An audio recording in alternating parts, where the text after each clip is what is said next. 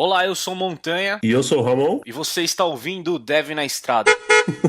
What's a webcam? World Wide Web.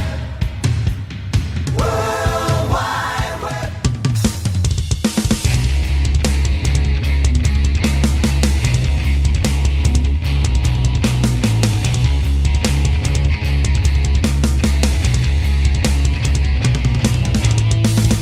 Sejam bem-vindos a mais um Dev na Estrada. Eu sou o Montanha e tô aqui com o Edu. Opa, e aí galera, beleza? E o nosso convidado de hoje, Guilherme Silveira. Beleza, Montanha? Beleza, Edu? Tudo bem com vocês? Tudo bom, cara. Primeiramente, muito obrigado por aceitar nosso convite aqui, de gravar no Dev na Estrada, nosso podcast. E, por favor, pra quem não te conhece, que é difícil, se apresente aí. Tá, legal.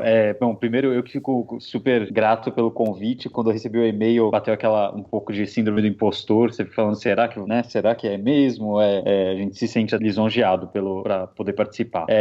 Bom, meu nome é Guilherme Silveira, eu trabalho na Kaelon e na Alura, né? Fundei a Kaelon um tempão atrás junto com o Paulo, meu irmão. Hoje em dia sou responsável pela parte de educação e ensino da Alura, pelo conteúdo, pela qualidade do conteúdo, os cursos, etc. E tem bastante tempo que eu tô nessa parte aí de educação, acho que desde que a gente fundou o Guji lá em 2001. E aí a gente vai conversando aí um pouquinho sobre a minha história, talvez? Fechado, cara.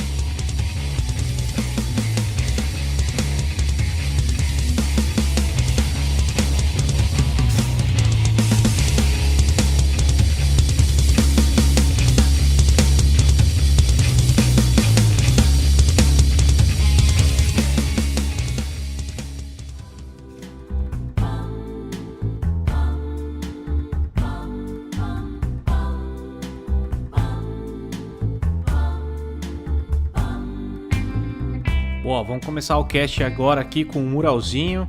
Então, primeiramente, vamos falar dos nossos patrocínios. Alura, cursos online de programação, mobile, front-end e muito mais. Se você quer fazer um curso, quer melhorar aí a sua programação, quer melhorar qualquer coisa que você faça no ramo de tecnologia, design, UX e tudo mais, entre lá em alura.com.br e aprenda mais, que sempre é bom aprender. Se você está procurando emprego na área de TI, você pode entrar em contratado.me. Lá tem as melhores empresas de TI aqui do Brasil. Tem muita vaga por lá, um processo seletivo todo online. Pode entrar lá em contratado.me. Queria também falar de um novo parceiro aqui do Dev na Estrada, que é a empresa Magnetics. Então, se você quer fazer investimento, se você quer investir o seu dinheiro, use o sistema da Magnetics. A Magnetics, você pode entrar lá, montar o seu plano grátis. Você vai fazer o seu investimento sob medida para os seus sonhos. Eles têm um robô, que é um algoritmo lá, que vai investir o seu dinheiro da melhor maneira possível. Então entra lá, magnetics.com.br e invista nos seus sonhos. Bom, vamos lá para os apoiadores da semana. Queria falar aqui, se você não sabe do que eu estou falando, você pode entrar lá em apoia.se/devnaestrada. Lá a gente recebe apoios de pessoas físicas que querem apoiar o nosso projeto. No começo a gente não tinha apoio, patrocínio de nenhuma empresa. Então foram vocês, ouvintes, que apoiaram o nosso projeto aqui. Então se você quer apoiar de alguma forma lá, o Apoia-se é um apoio recorrente. Então todo mês é cobrado aquele apoio que você deu. Você pode entrar lá e apoiar o nosso projeto também pelo Apoia-se. Bom, a gente também está no PicPay. Então se você quer doar algum dinheiro pra gente de alguma forma, mas não quer doar recorrente, você pode doar lá no PicPay. O PicPay é um sistema de pagamento, uma rede social de pagamento, e a gente está lá como @femontanha. Tá? Então eu vou aproveitar aqui para agradecer as pessoas que apoiaram essa semana. Foi o Alexandre Herves, ele falou: uma pequena contribuição à galera do Dev na Estrada, mande um salve para Curitiba, abraços. Um salve aí para Curitiba, Alexandre. Muito obrigado aí pela sua contribuição.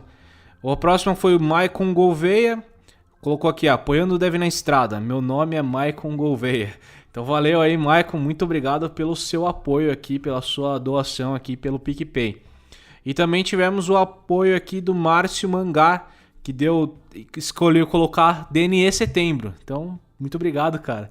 Fez um apoio aqui falando DNE Setembro.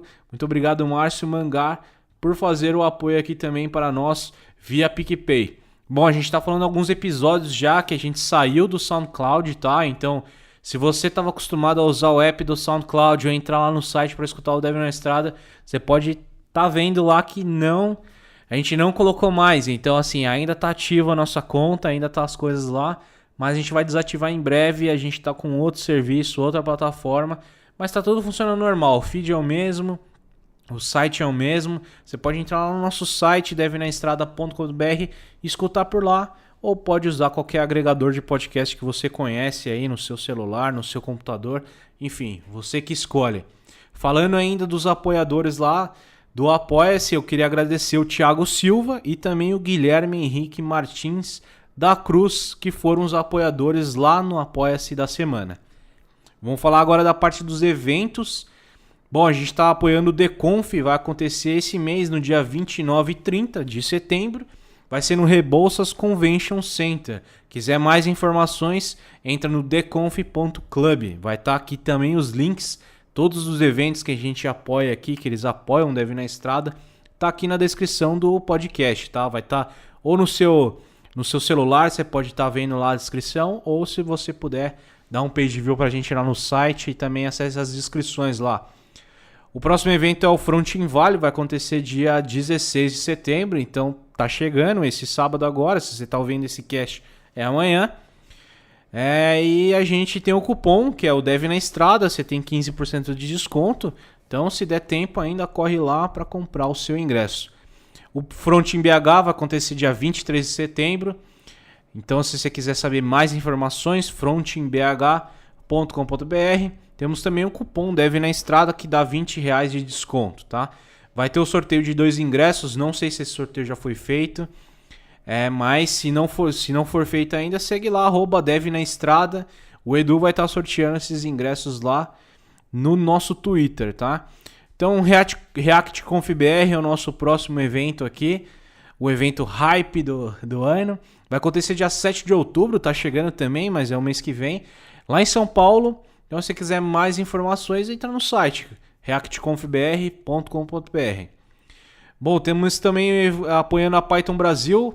O evento vai ocorrer entre dia 6 e 11 de outubro. São 3 palestras, 2 dias de tutoriais e 1 de sprint. É esperado um número de 500 a 700 pessoas. É um evento bem grande, bem legal. Entre lá em 2017.pythonbrasil.org.br. Vai ser liberado 2 ingressos no @devnaestrada lá no Twitter também, beleza? Então lembrando, todos os links na descrição. Então tem mais 2 eventos aqui que a gente não falou semana passada, que é o Pega Pest. Vai acontecer dia 6, 7 e 8 de outubro. Fortaleza, Ceará. A gente tem um cupom de desconto de 20%, que é dev, estrada, Pega Pest, tá? PHP-est, Pega Pest. E vai ter 2 sorteios de ingressos também pelo Twitter, @Dev na Estrada. Esse cupom a gente vai colocar aqui na descrição também. E o último evento aqui que a gente está apoiando é a ABC Dev. Vai acontecer dia 30 de setembro. O site aqui é 2017.abcdevelopers.org, tá? O link vai estar aqui na descrição. Grade bem maneira, diversificada, e vai ter sorteio de 2 ingressos também lá pelo Twitter. Não segue a gente, @Dev na Estrada. Todos os sorteios desses eventos estão sendo feitos lá no Twitter, ou cupom, ou tudo mais. Isso a gente comanda lá pelo Twitter. Então segue lá pra gente poder conseguir, para você poder conseguir ter esses benefícios aí dessa parceria que a gente tem com eventos. Beleza? Esses foram os recados, nosso muralzinho. Vamos lá pro cast que tá muito bacana.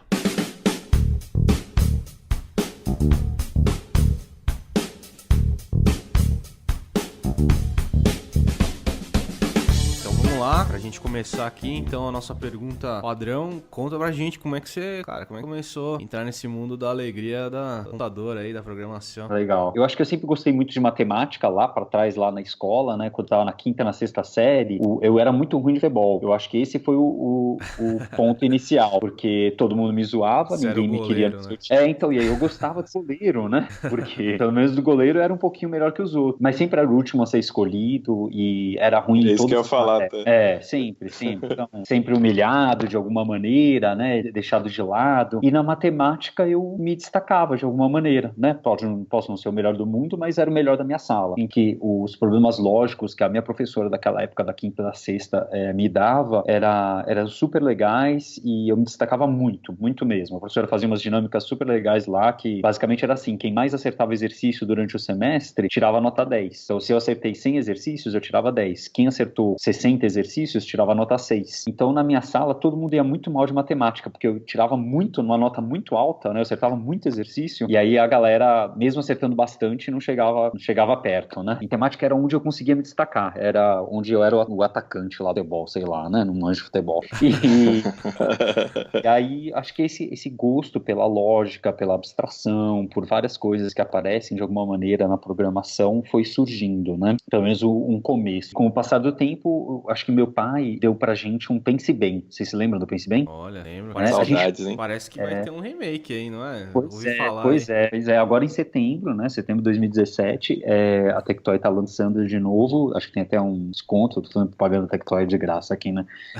Não, Tectoy, nem sei se ela tá na bolsa ainda. Paga nós.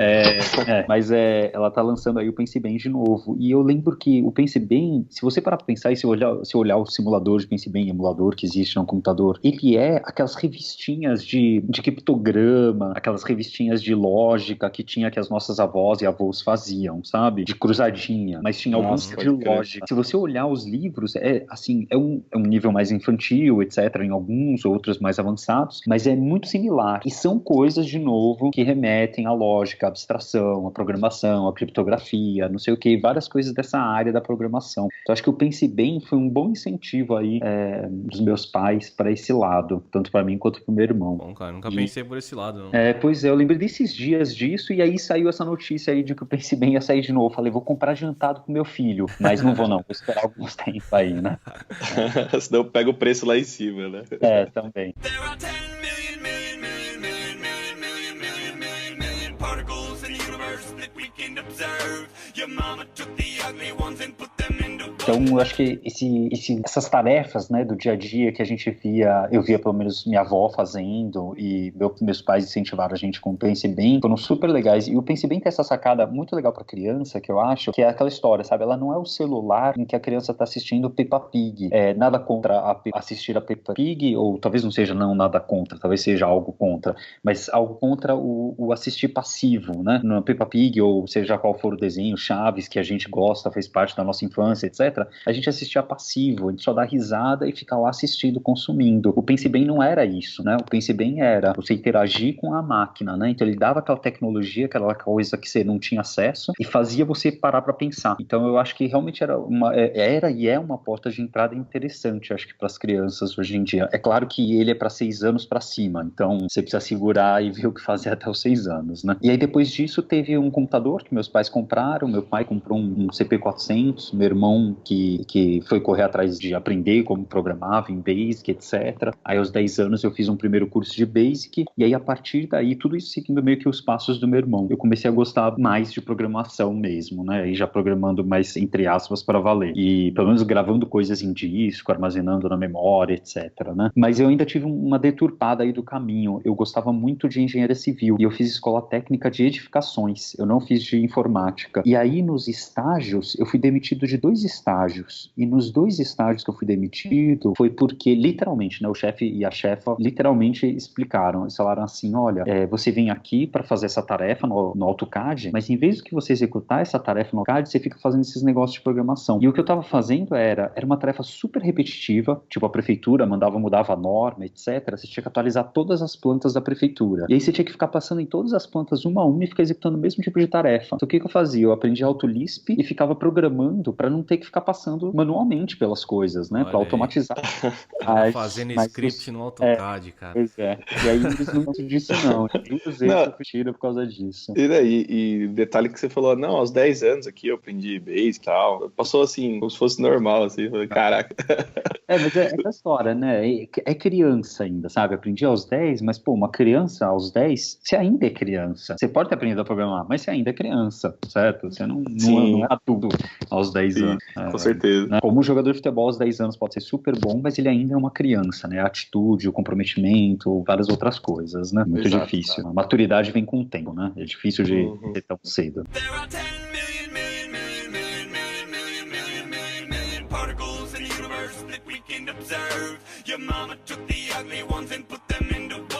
Então eu tive bastante dificuldade durante essa época do colegial aí por causa da programação. Inclusive, acabei largando o último ano do técnico, não terminei ele, fiquei só com diploma normal por causa dessas dificuldades. Não via como seguir. E aí falei, não, quero seguir programação e ponto final. E aí eu prestei vestibular para ciência da computação na USP, que era o que meu irmão fazia, e matemática como segunda opção. Eu não queria fazer engenharia, né? Eu gostava muito de matemática, sempre gostei, mas gostava muito de programar. A primeira opção era programar computação. E aí eu não passei. Aí eu fiquei em, sei lá, 30º da lista de espera, alguma coisa assim. E passei em matemática. E aí chegou a segunda chamada, não passei. Terceira chamada, não passei. Naquela época tinha 4 chamadas. E aí na 4ª chamada tinha só um cara e eu. Eu era o segundo da lista. E aí o cara se cadastrou e só tinha uma vaga. Ele se cadastrou e eu fiquei de próximo. Nossa. Aí eu não entrei em ciência da computação. Caraca, mano. Pois é, fiquei de próximo ali. Não foi a primeira vez e não foi a última que eu fiquei de próximo pra alguma coisa. Fiz matemática, fiz o primeiro semestre, gostei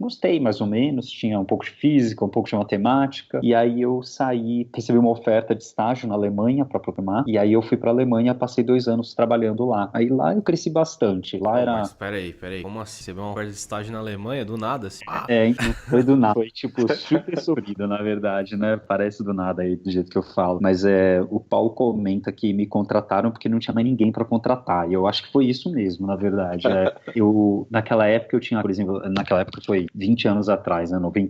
Quase 20 anos, né? Foi 99. Eu tinha cabelo rosa, tinha um monte de piercing na cara. Naquela época, na nossa sociedade aqui brasileira, isso não era nem um pouco bem visto. Na verdade, o que eu fiz? Eu mandei o meu currículo para muita empresa mesmo. E para todos os tipos de vagas, de programador, de gerente. Eu me achava sênior, eu mandava para gerente, para diretor, para tudo.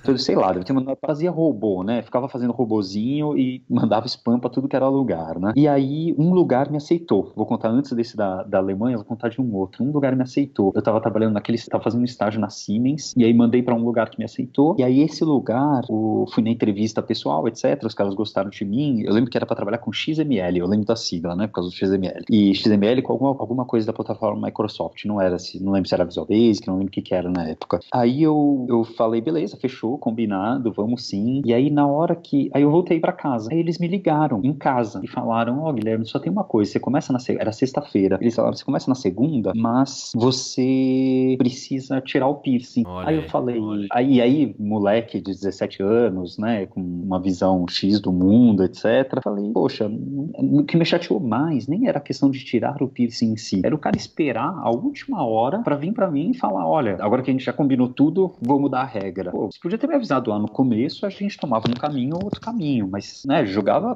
limpo desde o começo, né, falava como ia ser as coisas. É igual aquelas empresas que colocam, a gente não tem regras pra vestimenta e tal. Aí você vai na empresa, tá todo mundo vestido, todo mundo de terno, todo formal, de terno. assim.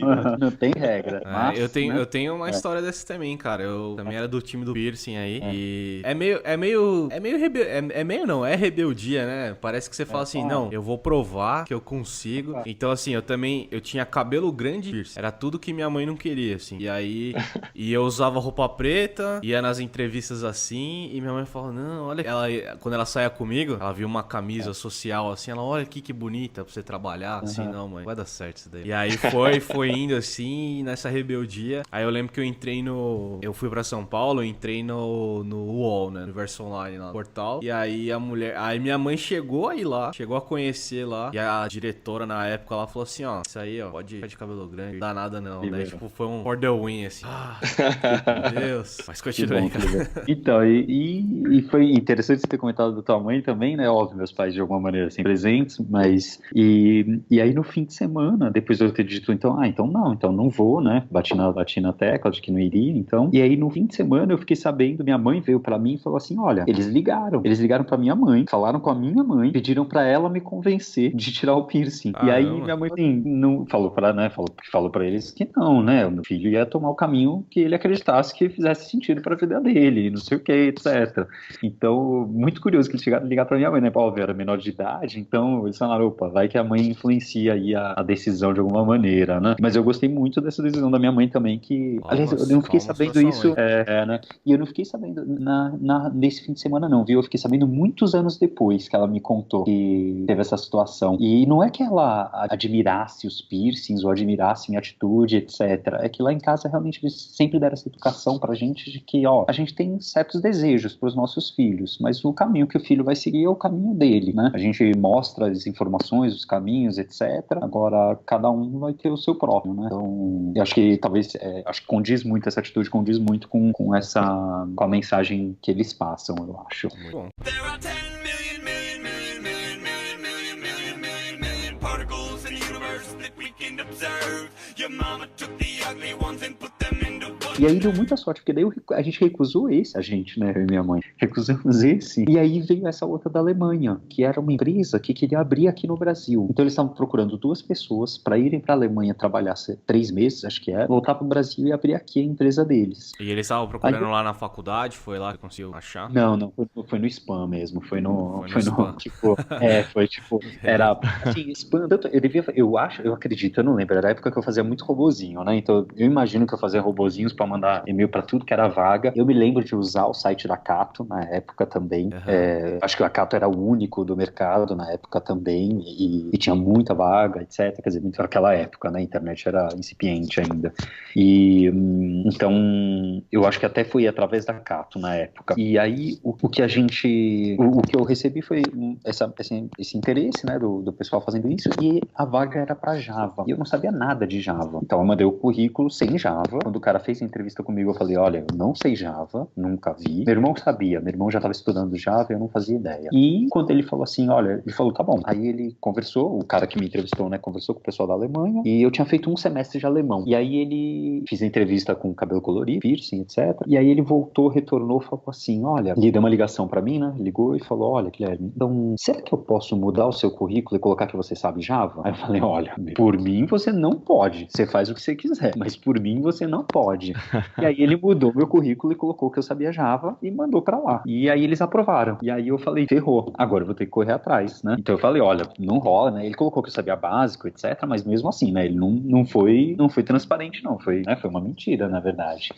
E aí eu tive que correr atrás, porque eu tinha uns 4 meses pra ir pra Alemanha, até a data de ir pra Alemanha, sei lá, eu tô chutando os 4 meses, não lembro de cabeça, não. Eu lembro que era um tempo curto. E tava trabalhando, então eu pedi a demissão e saí correndo atrás pra aprender Java, feito louco, né? Que não podia chegar lá, agora que o cara falou uma coisa X, né? Não queria pagar mim também, falar, não, menti, ponto final. Tinha que aprender pelo menos o que ele falou pro cara, né? Eu não lembro mais direito como que foi essa história, sabe? De ter adicionado no currículo, né? Já 20 anos atrás, já não lembro direito. Isso foi em 99 também. Então, mas eu sei que teve essa questão de que foi adicionado e eu tive que correr atrás. E aí eu corri atrás, estudei pra caramba, né? Passei os meses ali, feito um louco estudando. Estudou Java em alemão, né? Então, eu estudava alemão enquanto isso, né? Tentando correr atrás também do alemão. E aí fui pra lá. E aí eu dei uma sorte inacreditável, porque eu lembro que o que me marcou foi que naquela época Java era famoso por causa da história da Servlet, que a Servlet economizava recurso, porque diferente do CGI,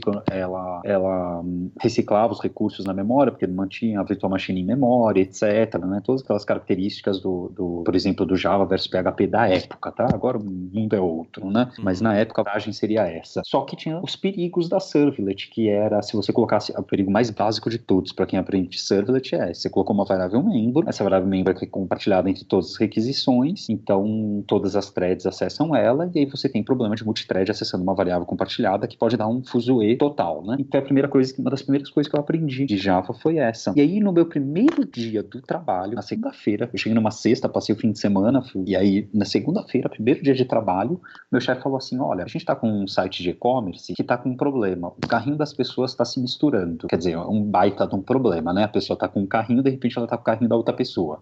Ela falou, olha, então dá uma olhada lá, vê o que tá acontecendo. E tinha sido um estagiário deles que tinha feito. E aí ele me deu o código, eu fui olhar o código e adivinha o que que era? Uma variável membro na servlet. O que acontecia? Uma thread entrava, setava a variável, outra thread entrava, usava aquela setava a variável por cima, as duas threads usavam a segunda variável, quer dizer, as duas threads, entre aspas, compartilhavam o mesmo carrinho.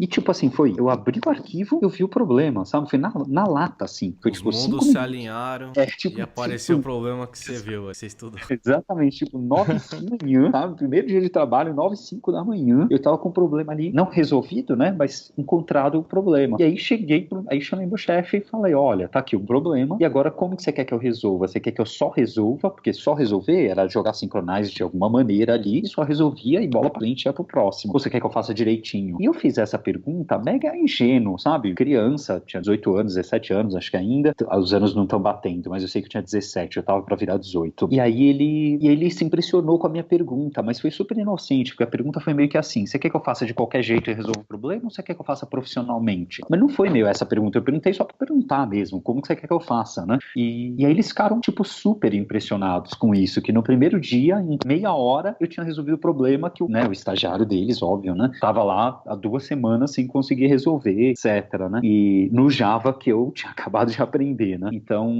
foi super positiva essa primeira semana de trabalho aí, que deu pra impressionar até com o pouco que eu conhecia, e aí depois, mas como eu disse, foi lá que eu aprendi muito, né? Comecei a aprender bastante. E eu tô curioso pra saber se você falou com ele em alemão ou em inglês, cara. Foi em inglês, no começo foi em inglês. Aí depois de uns 8 meses, aí eu comecei a falar só alemão no trabalho, mas no começo foi só em inglês. Isso, cara. Mas pega rápido, sabe? Eu tava morando lá, na época eu comecei a namorar uma menina que era da Letônia, então eu tinha 2 opções, ou 3 opções. Ela não falava inglês, então eu podia falar em letão, podia falar em russo, ou podia falar em alemão. Olha então aí. é questão de escolher, né? Quanto mais passa o tempo, eu vejo que esse é o melhor jeito de aprender uma outra língua. Se precisa relacionar com alguém. E aí tem a linguagem do amor, né? Tem a linguagem do amor e a outra aí a linguagem pra cá. Uma maneira, acho que assim, eu sempre falo, as pessoas falam, por que você aprendeu tal língua, etc. Eu falo, precisa ter algum motivo, né? Você precisa ter alguma motivação. Se você tem uma relação com alguém, é óbvio que é uma motivação super forte, né? Não quero objetificar pessoas, não quero, né, fazer alguma coisa do gênero, mas se você tem essa relação, né, você se interessou por alguém, etc., com certeza isso é uma motivação super forte para você aprender, se dedicar e fazer isso acontecer, né? E aí o alemão foi. Aí depois de um tempo aí tava falando, né? Não falava fluente na época, falava razoável, etc. Mas desde que eu voltei da Alemanha, nunca mais conversei no dia a dia, assim. Então me viro, mas não é a língua que eu falo melhor, né? Não é o melhor de tudo. Mas foi bem legal. Então essa acho que foi o começo aí da experiência na Alemanha. E foi lá que eu aprendi que eu sabia muito pouco. Foi onde eu percebi que tinha muito o que aprender, né? Como eu falei, quando eu mandava meu currículo para as vagas, eu mandava para vagas que não fazia cabimento nenhum, e achando que eu era capaz, né, naquele instante, e não condizia com a realidade. Aí lá eu comecei a sofrer, a aprender o que faltava para aprender, etc. Cresci bastante, aprendi muito, e aí decidi voltar para o Brasil para terminar a faculdade, porque eu podia trancar só por 2 anos. Então quando expirou esses 2 anos, falei, vou voltar para terminar a faculdade, né? Começar, porque só tinha feito um semestre, na verdade. Aí eu voltei para o Brasil, continuei na matemática e me encantei com a matemática. E aí eu no primeiro semestre que eu voltei, eu participei da maratona de programação. Vocês já chegaram a conversar sobre a maratona? Já ouviram falar da maratona de programação? Não. Vi bem lá atrás, assim, cara. Ela é uma competição de programação que a gente resolve problemas de algoritmos, né? De encontrar algoritmos e soluções para problemas, entre aspas, do dia a dia. Então,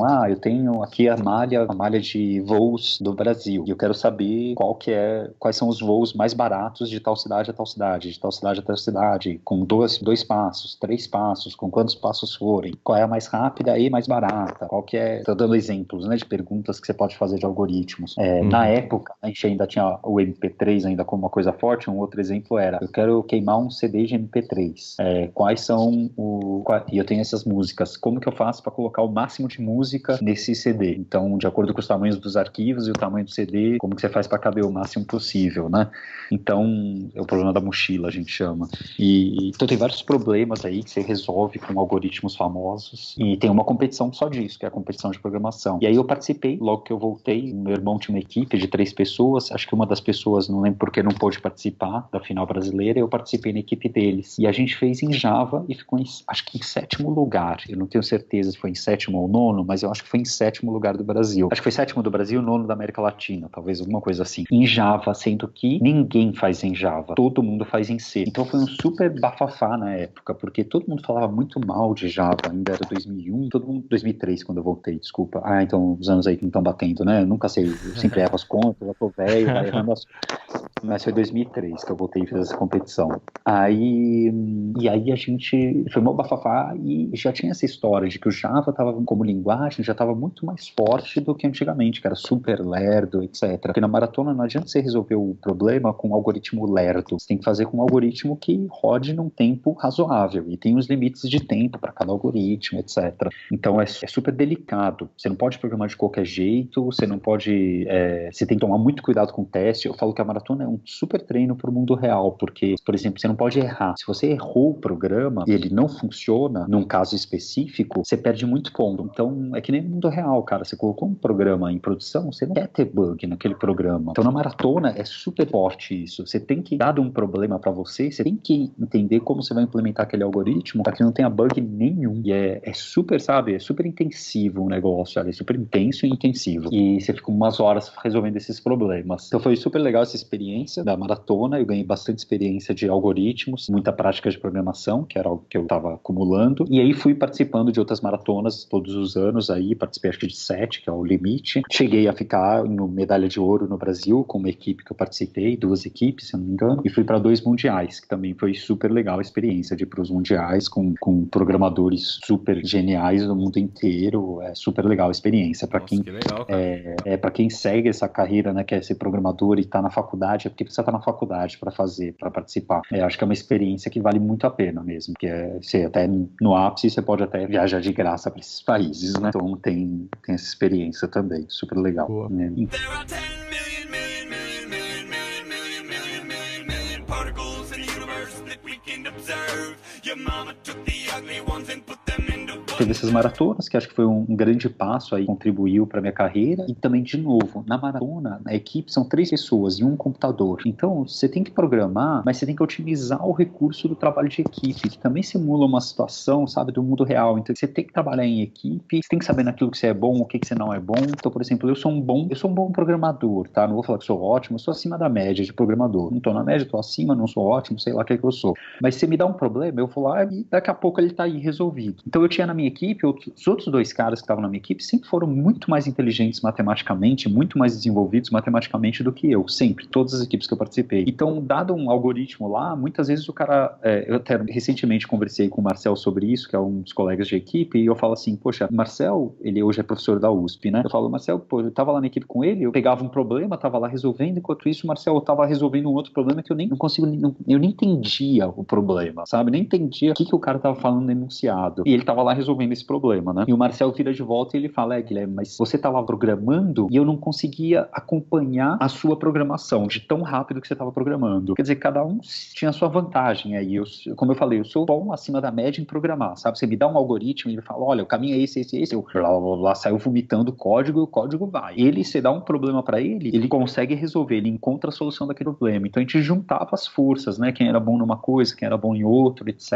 E forma uma equipe com qualidades diferentes aí. E eu acho que é super legal porque me ajudou de novo a trabalhar com pessoas que eram muito melhores do que eu. Todos eles sempre foram muito melhores do que eu em alguma habilidade. E aprendi muito com eles de novo, né? Sabe? Aprendi horrores com cada uma dessas pessoas. É aquela coisa de time mesmo, que nem você falou, né? Você tem, às vezes, pessoas com perfis diferentes, com skills diferentes, mas que juntas ali realmente, né, fazem uma diferença, assim, né? Com certeza, com certeza. Eu lembro, assim, que o ápice, assim, um momento momento que eu fiquei mais feliz, assim, da última maratona que eu participei, né, da última sequência inteira, foi na final mundial. A gente tinha um problema lá que poucas equipes tinham passado, porque não, era um dos problemas mais fáceis, e era um problema super chato, super chato. Não sei se vocês se lembram daquele joguinho Pipe, antigamente, tem variações desse jogo, você tem que ficar encaixando os canos para que a água saia de um lugar e chegue em outro lugar, e aí você tem que ficar encaixando eles, sabe? Então tem esse problema 2D, né? Existe o Pipe 3D, você tem o cano em 3D e você tem que começar num lugar e colocar em outro lugar, terminar em outro, né? E no jogo eu nunca vi esse 3D, tá? Só vi o 2D. E na maratona, na final mundial, o problema era esse Pipe 3D, então ele te dava o ponto inicial da casa, onde a água chegava, ele te dava o ponto final, onde a água tem que chegar, e ele falava assim, olha, você tem só esse tipo de conector, agora gastando o mínimo dinheiro possível, encontra um caminho daqui até lá. E a verdade é que o algoritmo para fazer isso é super simples. O algoritmo é tenta tudo, tá? O algoritmo é tenta tudo que uma hora você consegue, basicamente. O problema é, se você tenta tudo, demora muito, certo? Demora muito. Você fica lá tentando todos os caminhos possíveis, todos os encanamentos possíveis de uma casa, o mundo vai acabar antes de você descobrir todas as possibilidades. Então você precisa cortar, né? Prunar muito rápido as possibilidades. Mas esse é um tipo de problema de maratona que é super difícil de você digitar, porque ele é super chato, porque ele é super 300 casos, 300 ifs, copy-paste de código arrudo, sabe? É super chato de fazer. Só que não tem segredo matemático por trás. É só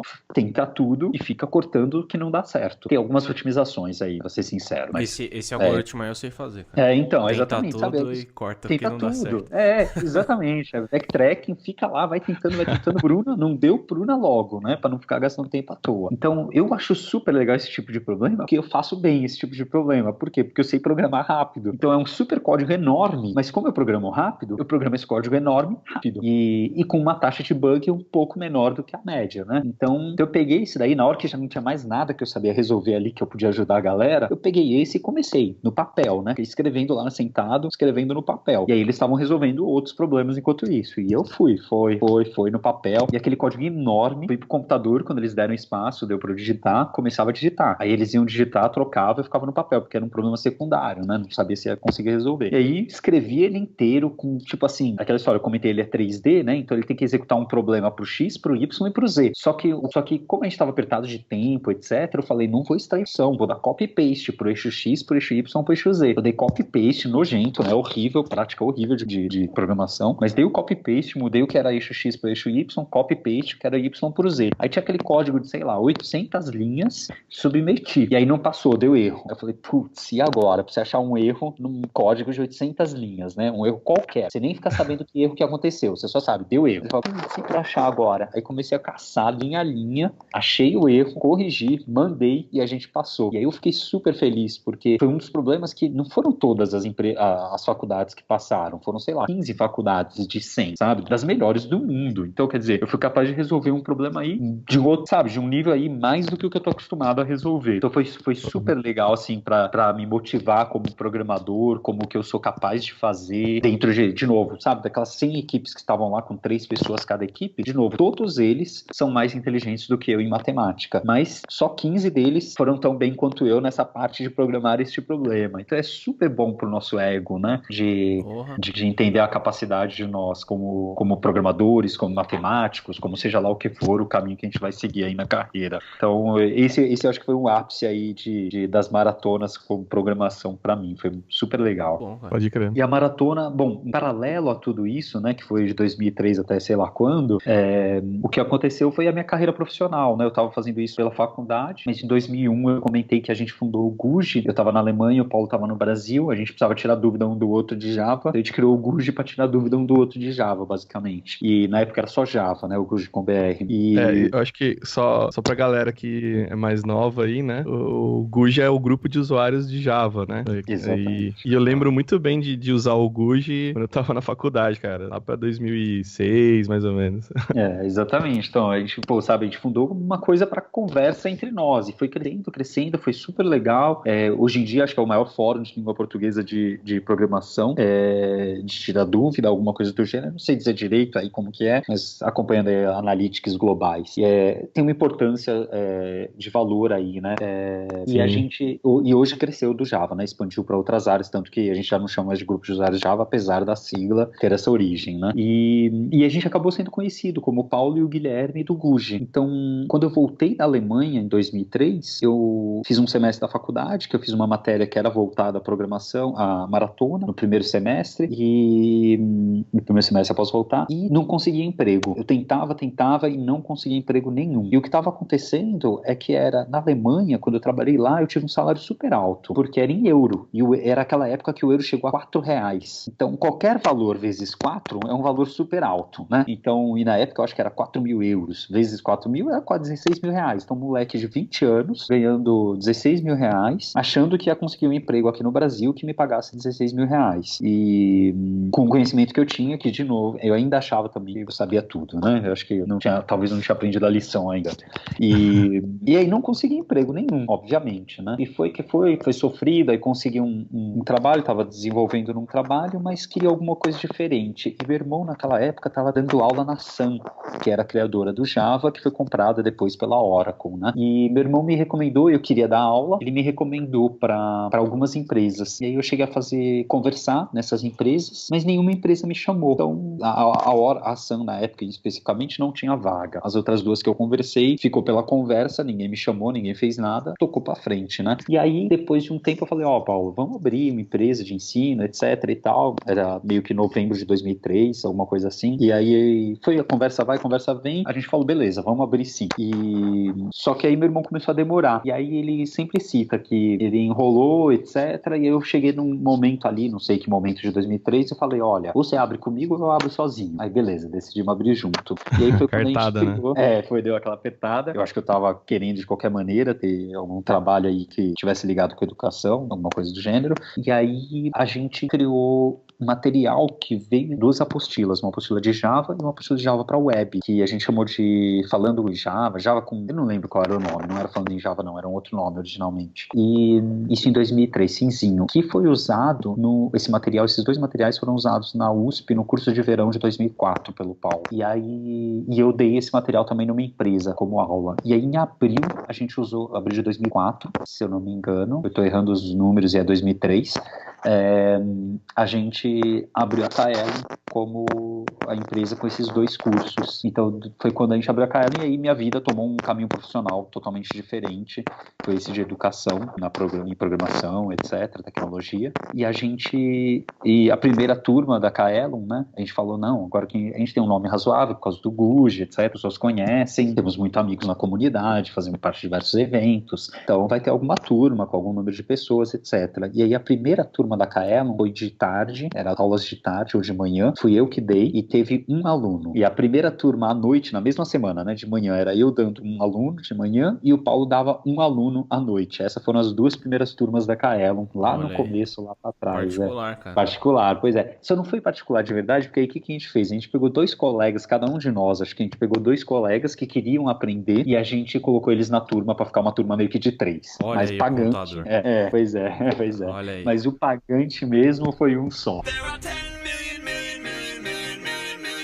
million particles in the universe that we can observe. Your mama took the ugly ones and put them into one. E assim a gente começou com uma salinha lá no metrô Vila Mariana, até hoje é lá, né? E 6 computadores. A gente começou a Kaelon lá nessas duas turmas. E foi crescendo, a gente foi se encontrando nessa área de educação e tecnologia. A Kaelon foi saindo da área só de Java. A gente cresceu, acho que primeiro para Ruby, talvez. Depois a gente trouxe o Scrum para o Brasil com os cursos do Magnum pela Kaelon. Depois abrimos para TDD e outras coisas que a gente já fazia. E aí fomos crescendo para outras coisas. Teve os eventos, a gente fez diversos eventos pela Kaelon, hoje em dia foca um pouco menos na criação, patrocina, participa de outras maneiras em eventos, mas a Kaelon o que a gente criou, eu acho que é uma coisa que tem um nome hoje em dia já um pouco mais conhecido, as pessoas vêm treinar com a gente de diversas dessas áreas, design, UX hoje em dia, mobile, etc. E foi onde eu acabei percebendo que a gente consegue ajudar muita gente, a gente consegue trazer pessoas que a gente participa do crescimento profissional delas, né? Elas estão lá no momento que elas estão buscando alguma coisa para a vida e a gente pode pegar o que a gente já aprendeu no mercado e o que a gente aprendeu de ensino, juntar as duas coisas e de alguma maneira participar desse momento de crescimento profissional, que é uma experiência assim super legal. Legal. Ela é uma das referências, né, de treinamento baseado em São Paulo ali, que todo mundo conhece ou deveria conhecer, né? Nosso último episódio que tá no ar foi a entrevista com o CTO do Get Ninjas e ele comentou, né? Ele saiu da cidade do interior lá pra fazer um curso na Kaelon, lá em São Paulo, cidade grande. Sim, exatamente. Legal a informação que você falou, Guilherme, que é no mesmo lugar, né, cara? Vocês estão no mesmo lugar desde o começo. Hoje, desde o começo. Era perto da minha casa, era perto da casa do meu irmão, dos meus pais, de todo mundo. Então, a gente abriu por lá, por isso. E até hoje tá lá. Essa eu não sabia também, não, que começou lá. Tem que comprar o prédio inteiro, cara. Não. Comprar, Deus me livre. Imobilizar investimento, imagina. Puxa, o valor disso daí, peso no bolso. Tá crescendo, cresce ainda. E a gente tá alugando agora, acabou de pegar uma casa próxima por causa dos estúdios. Mas aí eu falo da Alura daqui a pouco, com certeza vai crescendo. Legal que vocês terem comentado do Lucas Souza, né, que agora tá no Get Ninjas, e ele é um exemplo super legal, assim, tem diversos outros da Kaelon, todos os exemplos que eu tenho do pessoal que trabalha com a gente, cada um com uma característica super positiva, sabe? E do Lucas, uma coisa engraçada, não sei se ele chegou a comentar no podcast, quando ele quis trabalhar com a gente, ele entrou em contato, ele falou, queria trabalhar com vocês, etc e tal, ele me mandou o currículo, eu olhei, falei pra ele, olha, é legal, mas não encaixa ainda nesse instante, se você quiser, eu falei só isso, eu acho, e aí ele falou assim pra mim, ele mandou um e-mail, um reply falando, olha, o que eu preciso estudar pra poder então trabalhar com vocês? E aí eu falei o que ele precisava, se eu procurar o e-mail eu encontro, mas eu lembro que no meio das coisas estava TDD, eu lembro que ele não tinha nada de testes, e eu falei assim, então se você quiser estuda um pouco disso, e daqui uns 2 meses, tô chutando esses meses, entra em contato, e aí deu 2 meses, ele entrou em contato, ele falou, olha, estudei, tá aqui meu currículo agora, vamos conversar? E aí conversei com ele e a gente contratou ele, então sabe, é um cara super bom e correu atrás, sabe, é um cara que corre atrás e faz a coisa acontecer, né? Sim, foi bem legal essa história. E assim, cada pessoa lá na Kaelon, como você comentou, pessoas que vieram do interior ou de outras cidades, outros estados, a gente tem o Alberto, que trabalha com a gente, responsável pela parte do presencial, que também veio para Kaelon 2 vezes durante as férias, acho que durante as 2 férias ele fez curso, uma com o Paulo, uma comigo, e nos cursos integrais de julho, por exemplo, e aí na terceira vez que ele veio, 3 anos seguidos, ele conversou com a gente e falou, olha, quero trabalhar com vocês, e aí também a gente conversou e ele veio para São Paulo, tá em São Paulo até hoje com a gente, e hoje tem uma responsabilidade bem grande lá com a gente. Então tem muita história legal aí do pessoal que foi crescendo, que tá interno até hoje, ou que foi para outras empresas como Get Ninjas, Nubank, etc., que também são profissionais super qualificados no que fazem, no que fizeram, na trajetória deles, é super interessante. É super legal acompanhar, sabe? Como a gente costuma pegar a pessoa muito nova na carreira, muitas vezes a gente pega ele pessoal de estagiário, é legal a gente acompanhar a carreira da pessoa e ver o crescimento dela, né? De novo, não é papel nosso, a gente faz parte, né? A gente faz parte lá desse processo, mas é a pessoa que correu atrás, né? Como esse caso que eu citei do Lucas, foi o Lucas que fez a coisa acontecer, não fui eu que fiz a coisa acontecer, foi ele que fez.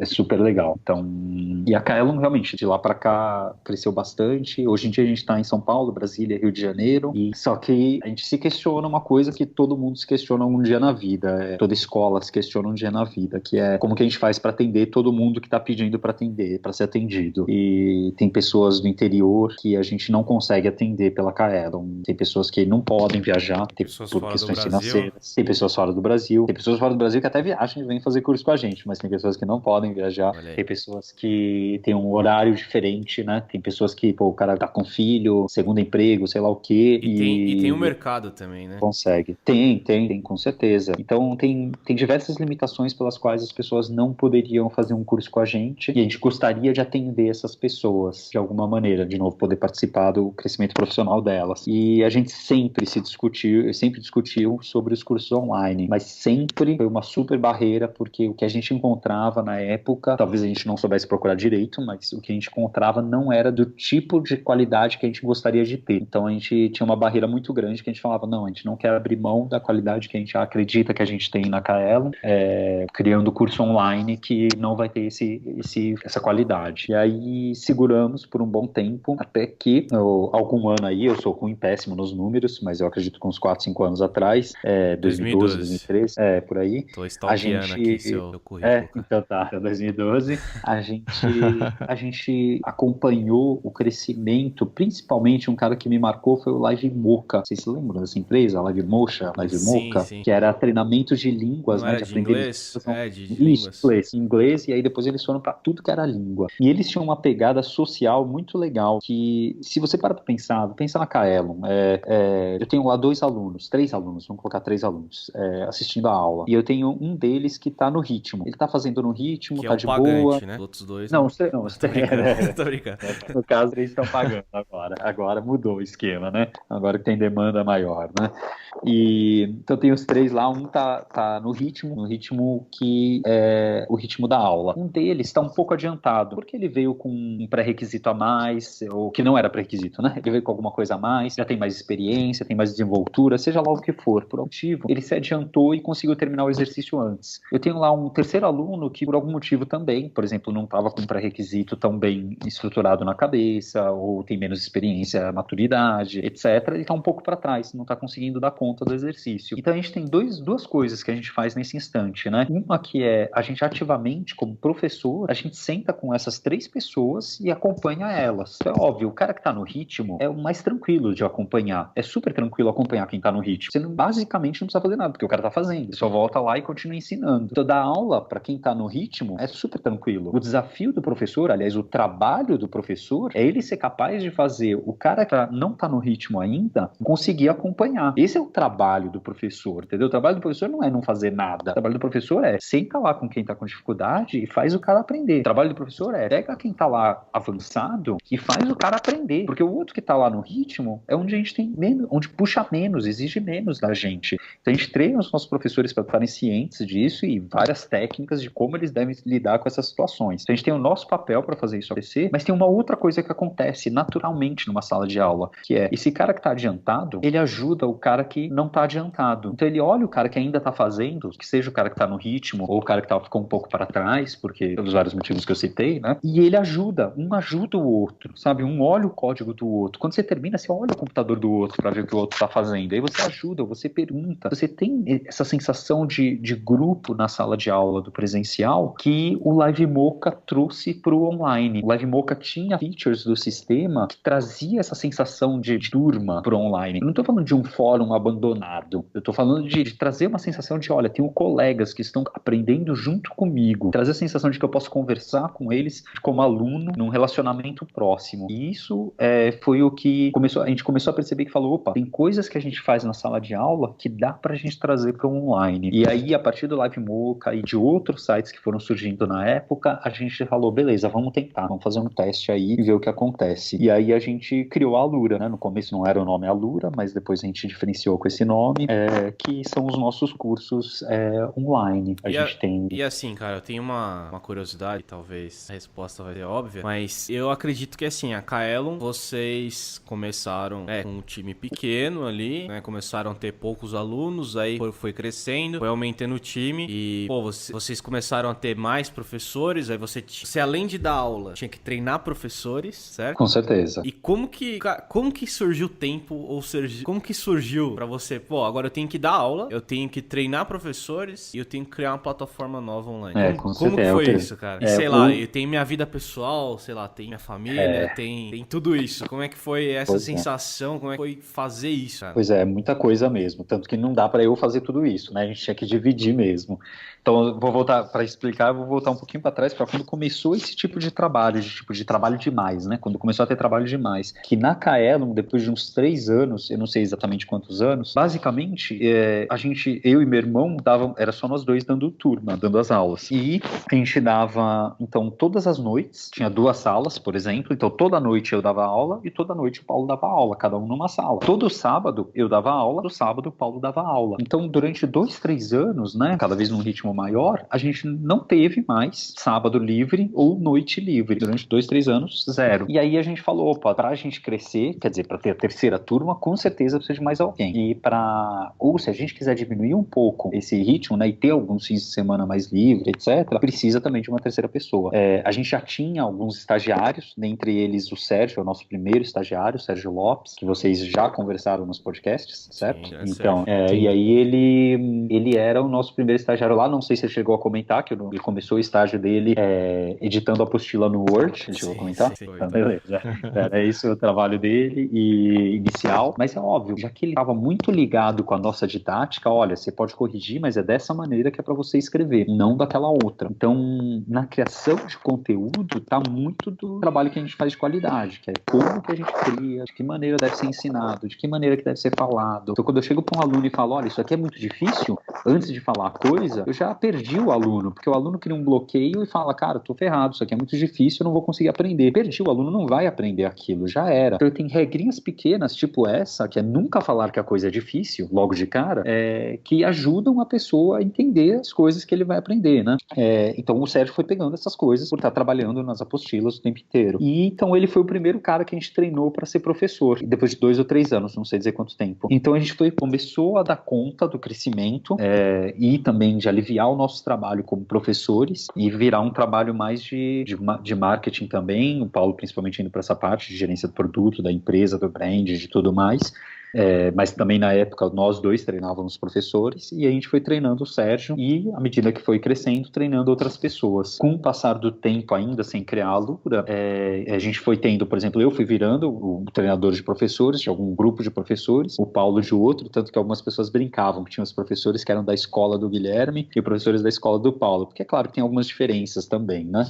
E quem brincava com isso era a Cecília, brincava bastante disso. Ela falava, não sei quem é da escola Guilherme. E aí a gente foi... Mas também, com o passar do tempo, também eu fui tendo tanta atividade que não dava para dar conta. Então, uma das atividades que a gente pegou aí no meio do caminho, eu não citei, que deu errado. Deu errado não deu certo.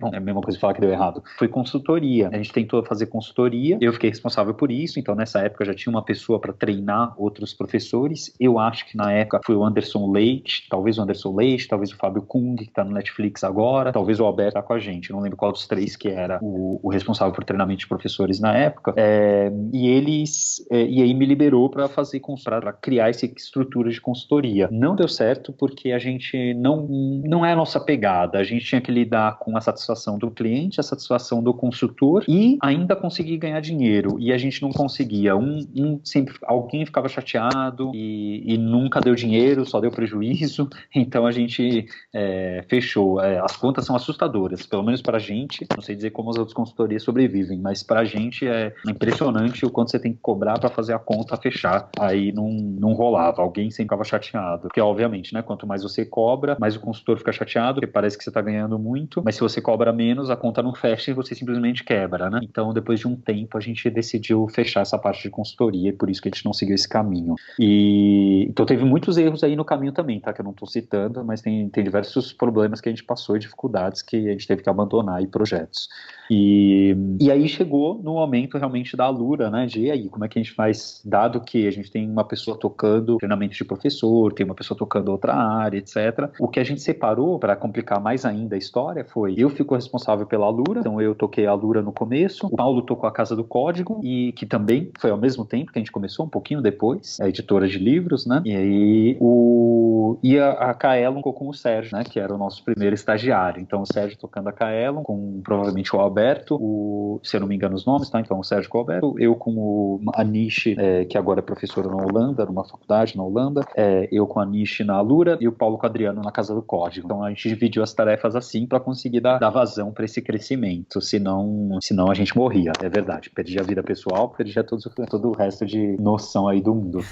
Complicado essas coisas, cara. Tem conseguir administrar esse tempo e saber também colher lá na frente, né? Falar assim, eu vou trabalhar bastante agora pra eu colher um pouco mais lá na frente, mas, sei lá, dependendo da situação que você já tá, sei lá, sua vida pessoal já pesa um pouco mais. Esse balanço é bem difícil você conseguir, né, deixar estabelecido. Com certeza, é super delicado.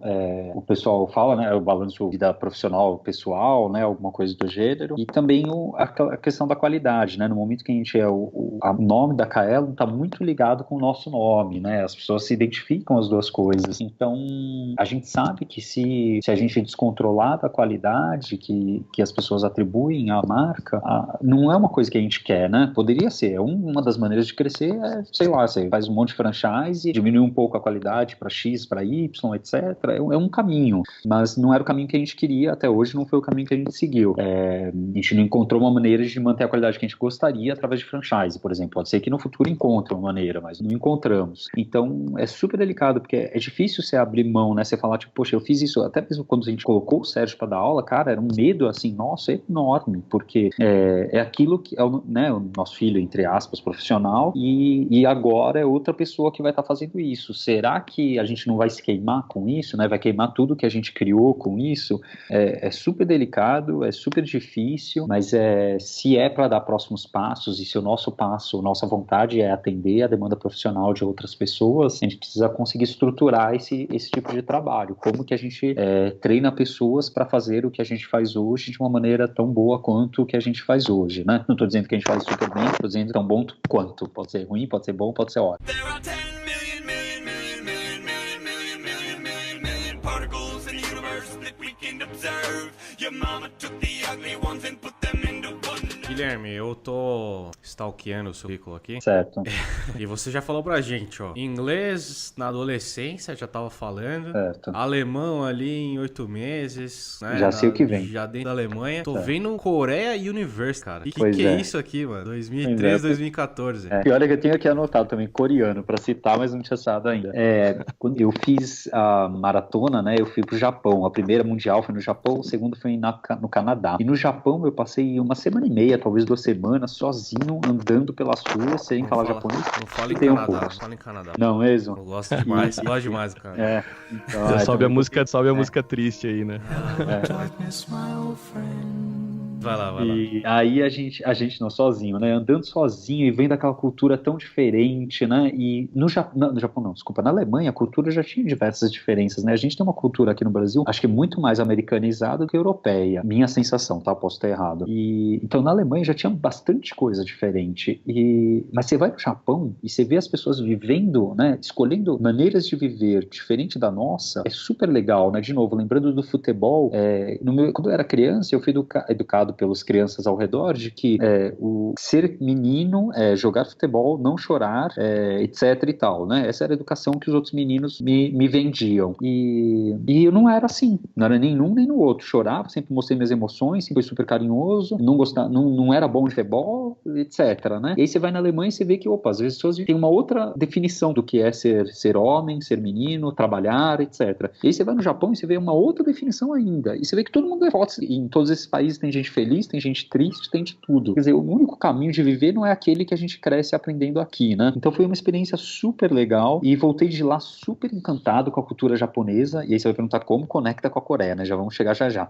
E super encantado, definido que ia aprender alguma coisa a mais, etc. E eu tava na aula de matemática, numa aula de programação não linear, e conversando com um amigo sobre isso, e aí uma amiga dele, que era coreana, se interessou, porque ela também gostava muito do Japão, e comecei a conversar com ela, e no final a gente se relacionou e virou minha namorada, né? Eu virei namorado dela, etc. E aí ela me ensinou um pouco do coreano. E aí quando ela me ensinou um pouco do coreano, aí eu pirei com o coreano. Fiquei encantado com a língua, encantado com diversas questões da cultura, com algumas coisas super similares, com algumas coisas super diferentes. E aí comecei a me aprofundar no coreano mesmo, querer aprender mais da língua. Passei 2 meses lá, em 2007, eu acho, final de 2007.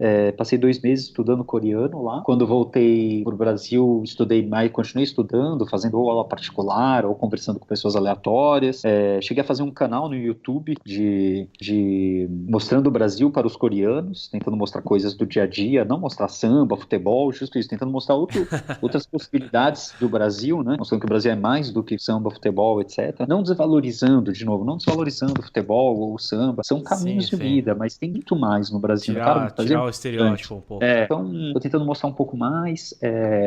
Isso tudo em coreano mesmo, né? Coreano, E Caraca. foi isso legal. E aí também surgiu uma oportunidade, logo depois, quando eu tava fazendo esse canal, foi a época da Copa do Mundo, até um pouco depois, um pouco antes da Copa do Mundo. Então veio um grupo de coreanos pro Brasil, de atores e cantores, 6 ou 7 pessoas, eu não lembro, e eles vieram num negócio, um programa de TV que era assim, vocês têm X mil reais, né, X mil reais, sei lá, wons, e vocês têm que se virar tudo através de rede social, sozinhos. A gente não vai marcar hotel pra vocês, a gente não vai marcar comida, não vai marcar passagem de avião, vocês têm que se virar tudo através de rede social. E aí eles entraram no Twitter e começaram a perguntar, tem lugar pra gente ficar em São Paulo? A gente vai ficar um dia em São Paulo, depois vai ficar tantos dias no Paraguai, não sei o que, etc e tal. E aí eu respondi pra eles em coreano no Twitter, falei, olha, gravei um videozinho curto, falei, olha, se vocês quiserem, vocês podem ficar em casa. E nessa época eu já tinha casado com a minha esposa, que não é aquela primeira namorada que eu tive, filha de coreanos, acabou o relacionamento mais pra frente, e depois eu conheci a Daniela, que veio a ser minha esposa, né, casei com ela, e também é filha de coreanos. E a Daniela fala o quê? Brasil. Você aprendeu o quê com a Daniela? Não tô brincando. Ela fala francês, ela fala francês fluente. Olha aí, vai E dizer o que você curioso... aprendeu francês também. Não, então, esse é o curioso. Na minha família, meu pai foi professor de francês. Então, na minha família, todo mundo fala francês, menos eu. E a Daniela fala francês. E na família da Dani, né, os pais, ela é filha única, os pais falam coreano, mas ela não fala coreano. Mas eu falo coreano. Então, é um complemento. Nossa, foi aceito pelas famílias. Você foi aceito pela família dela, ela foi aceita pela sua família. Exatamente. Foi um complementar ao outro aí nesse lado, né? E é óbvio, né? Ela fala um pouco de coreano, entende. Tem a avó que fala muito mais coreano do que português, mas a avó também fala super bem português. E eu também entendo um pouco do francês, né? Tem esse pouco eu tenho, né? Mas eu acho que ela é um pouco mais do coreano do que eu. E aí, voltando então do coreano, então esses coreanos vieram para São Paulo, ficaram em casa, filmaram um pouco em casa, levei eles no Mercadão, etc. E criou até foi super legal que depois, né? Uma coisa super legal dos coreanos, eu comentei, a cultura deles tem umas similaridades com a nossa super, super valiosas. E quando eu fiz esse favor para eles, né? De deixar eles em casa, etc. Cara, quando eu fui pra Coreia com a Dani, e até uma outra vez sem a Dani, eles levaram a gente pra tudo que é lugar, E aí o cantor super famoso pegou e trouxe a bebida que a avó dele faz na casa dele, caseira, trouxe e deu pra gente, porque a gente gosta. E ele encontra a gente às 2 da manhã no lugar, no meio da gravação dele, ele para a gravação pra vir encontrar a gente, pra mostrar uma outra coisa, pra conversar. Sabe, assim, existe uma retribuição de favores super legal na cultura coreana, super positiva, que também pode ser levada ao extremo e virar um peso, né? Tem que também tomar esse cuidado. Então tem várias coisas super legais na cultura e ter aprendido coreano abriu algumas portas aí super legais nessa questão de experiência cultural mesmo, não profissional, mas de experiência cultural. There are 10 million particles in the universe that we can observe. Your mama took the ugly ones and put them into one.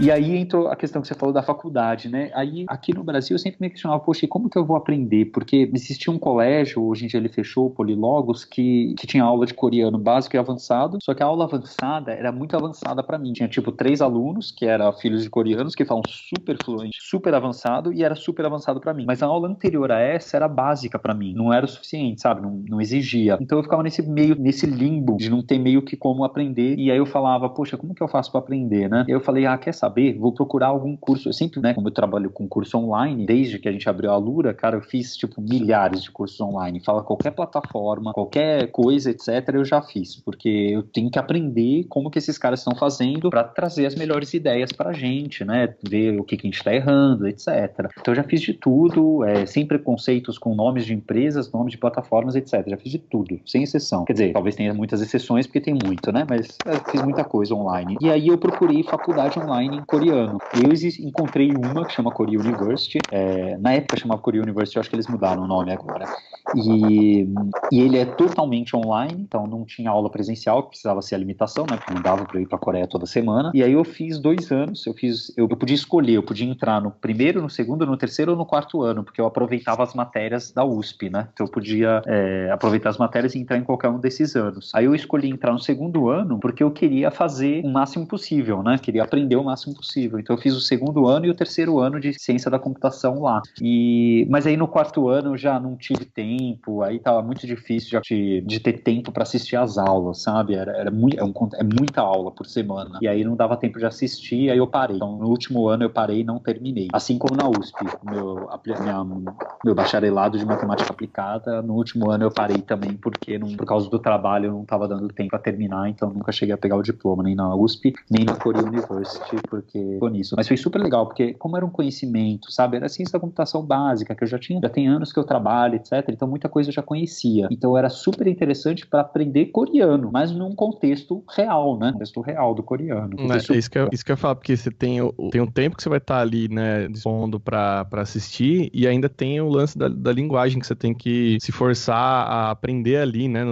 Imagino que, como aqui no Brasil tem vários sotaques, deve ser a mesma coisa, né? É um desafio mesmo, né? E no coreano, assim como no japonês, e acredito que outras línguas também, eles têm uma questão que eles citam que são os níveis de honorífico, eu não sei os termos linguísticos adequados aí, mas eles têm a maneira que a gente conversa com a minha esposa, a maneira que a gente conversa com os filhos, que é diferente da maneira que eu converso com a minha esposa e com pessoas, entre aspas, do mesmo nível, e tem a maneira que eu converso com os mais velhos ou com os professores, que são as pessoas de um nível, entre aspas, mais alto e hierárquico, né? E cada uma dessas maneiras é uma maneira gramatical diferente.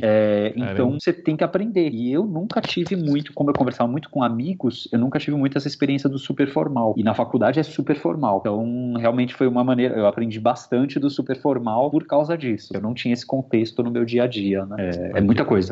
E é super legal. E é super difícil, mas é super legal. Cara, muito, muito foda, cara. Tantas línguas, tantas coisas. E, cara, depois do Alura, que você comentou do Alura, depois ainda tem as coisas, né, cara? Você falou assim, tive o projeto aqui do Alura, agora vou tocar outras coisas aqui. Tem o Music Dot também, né, cara?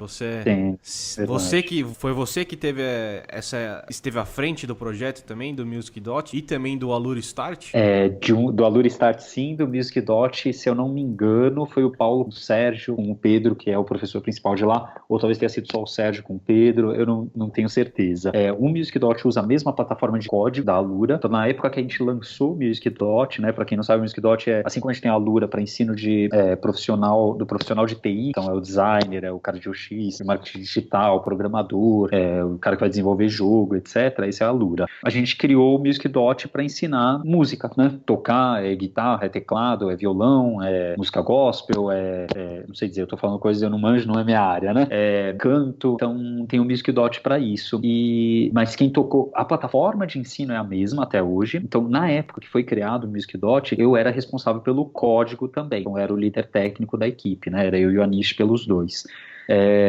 Mas à medida que a gente foi crescendo, né, como a gente comentou aí para trás, a gente tem que ir focando a energia. Então eu fui saindo da parte de líder técnico da plataforma, quem assumiu depois, eu acho que foi direto o Turini, e eu fiquei na parte de conteúdo da Alura. Então hoje, né, o meu trabalho eu sou responsável pelo conteúdo da Alura. Eu preciso fazer com que saia muito conteúdo de qualidade sobre as áreas que o mercado profissional exige. E aí entra, então no Music Dot é meio que só isso, eu só fiz esse papel aí de líder técnico da época do código, e fiz um papel super chato, porque eu sou super chato em relação a código e super chato em relação a tecnologias. Eu sou super conservador, eu sou super crítico, e é engraçado que eu vejo isso de uma maneira, eu falo que é super chato, né, de uma maneira razoavelmente negativa. Nesses dias tive até um feedback positivo de um colega, que eu sou super crítico, eu sou super tipo, olha, você me mostra que isso é bom pro futuro da empresa, beleza. Você me mostra que isso resolve o problema agora, para mim não, beleza. Eu preciso ter, né, eu preciso pensar a médio e longo prazo, não só a curto nas decisões técnicas. Então eu era super chato nisso na época que eu era o líder técnico, tá? Agora eu não sou. Então agora no conteúdo eu aplico a mesma regra.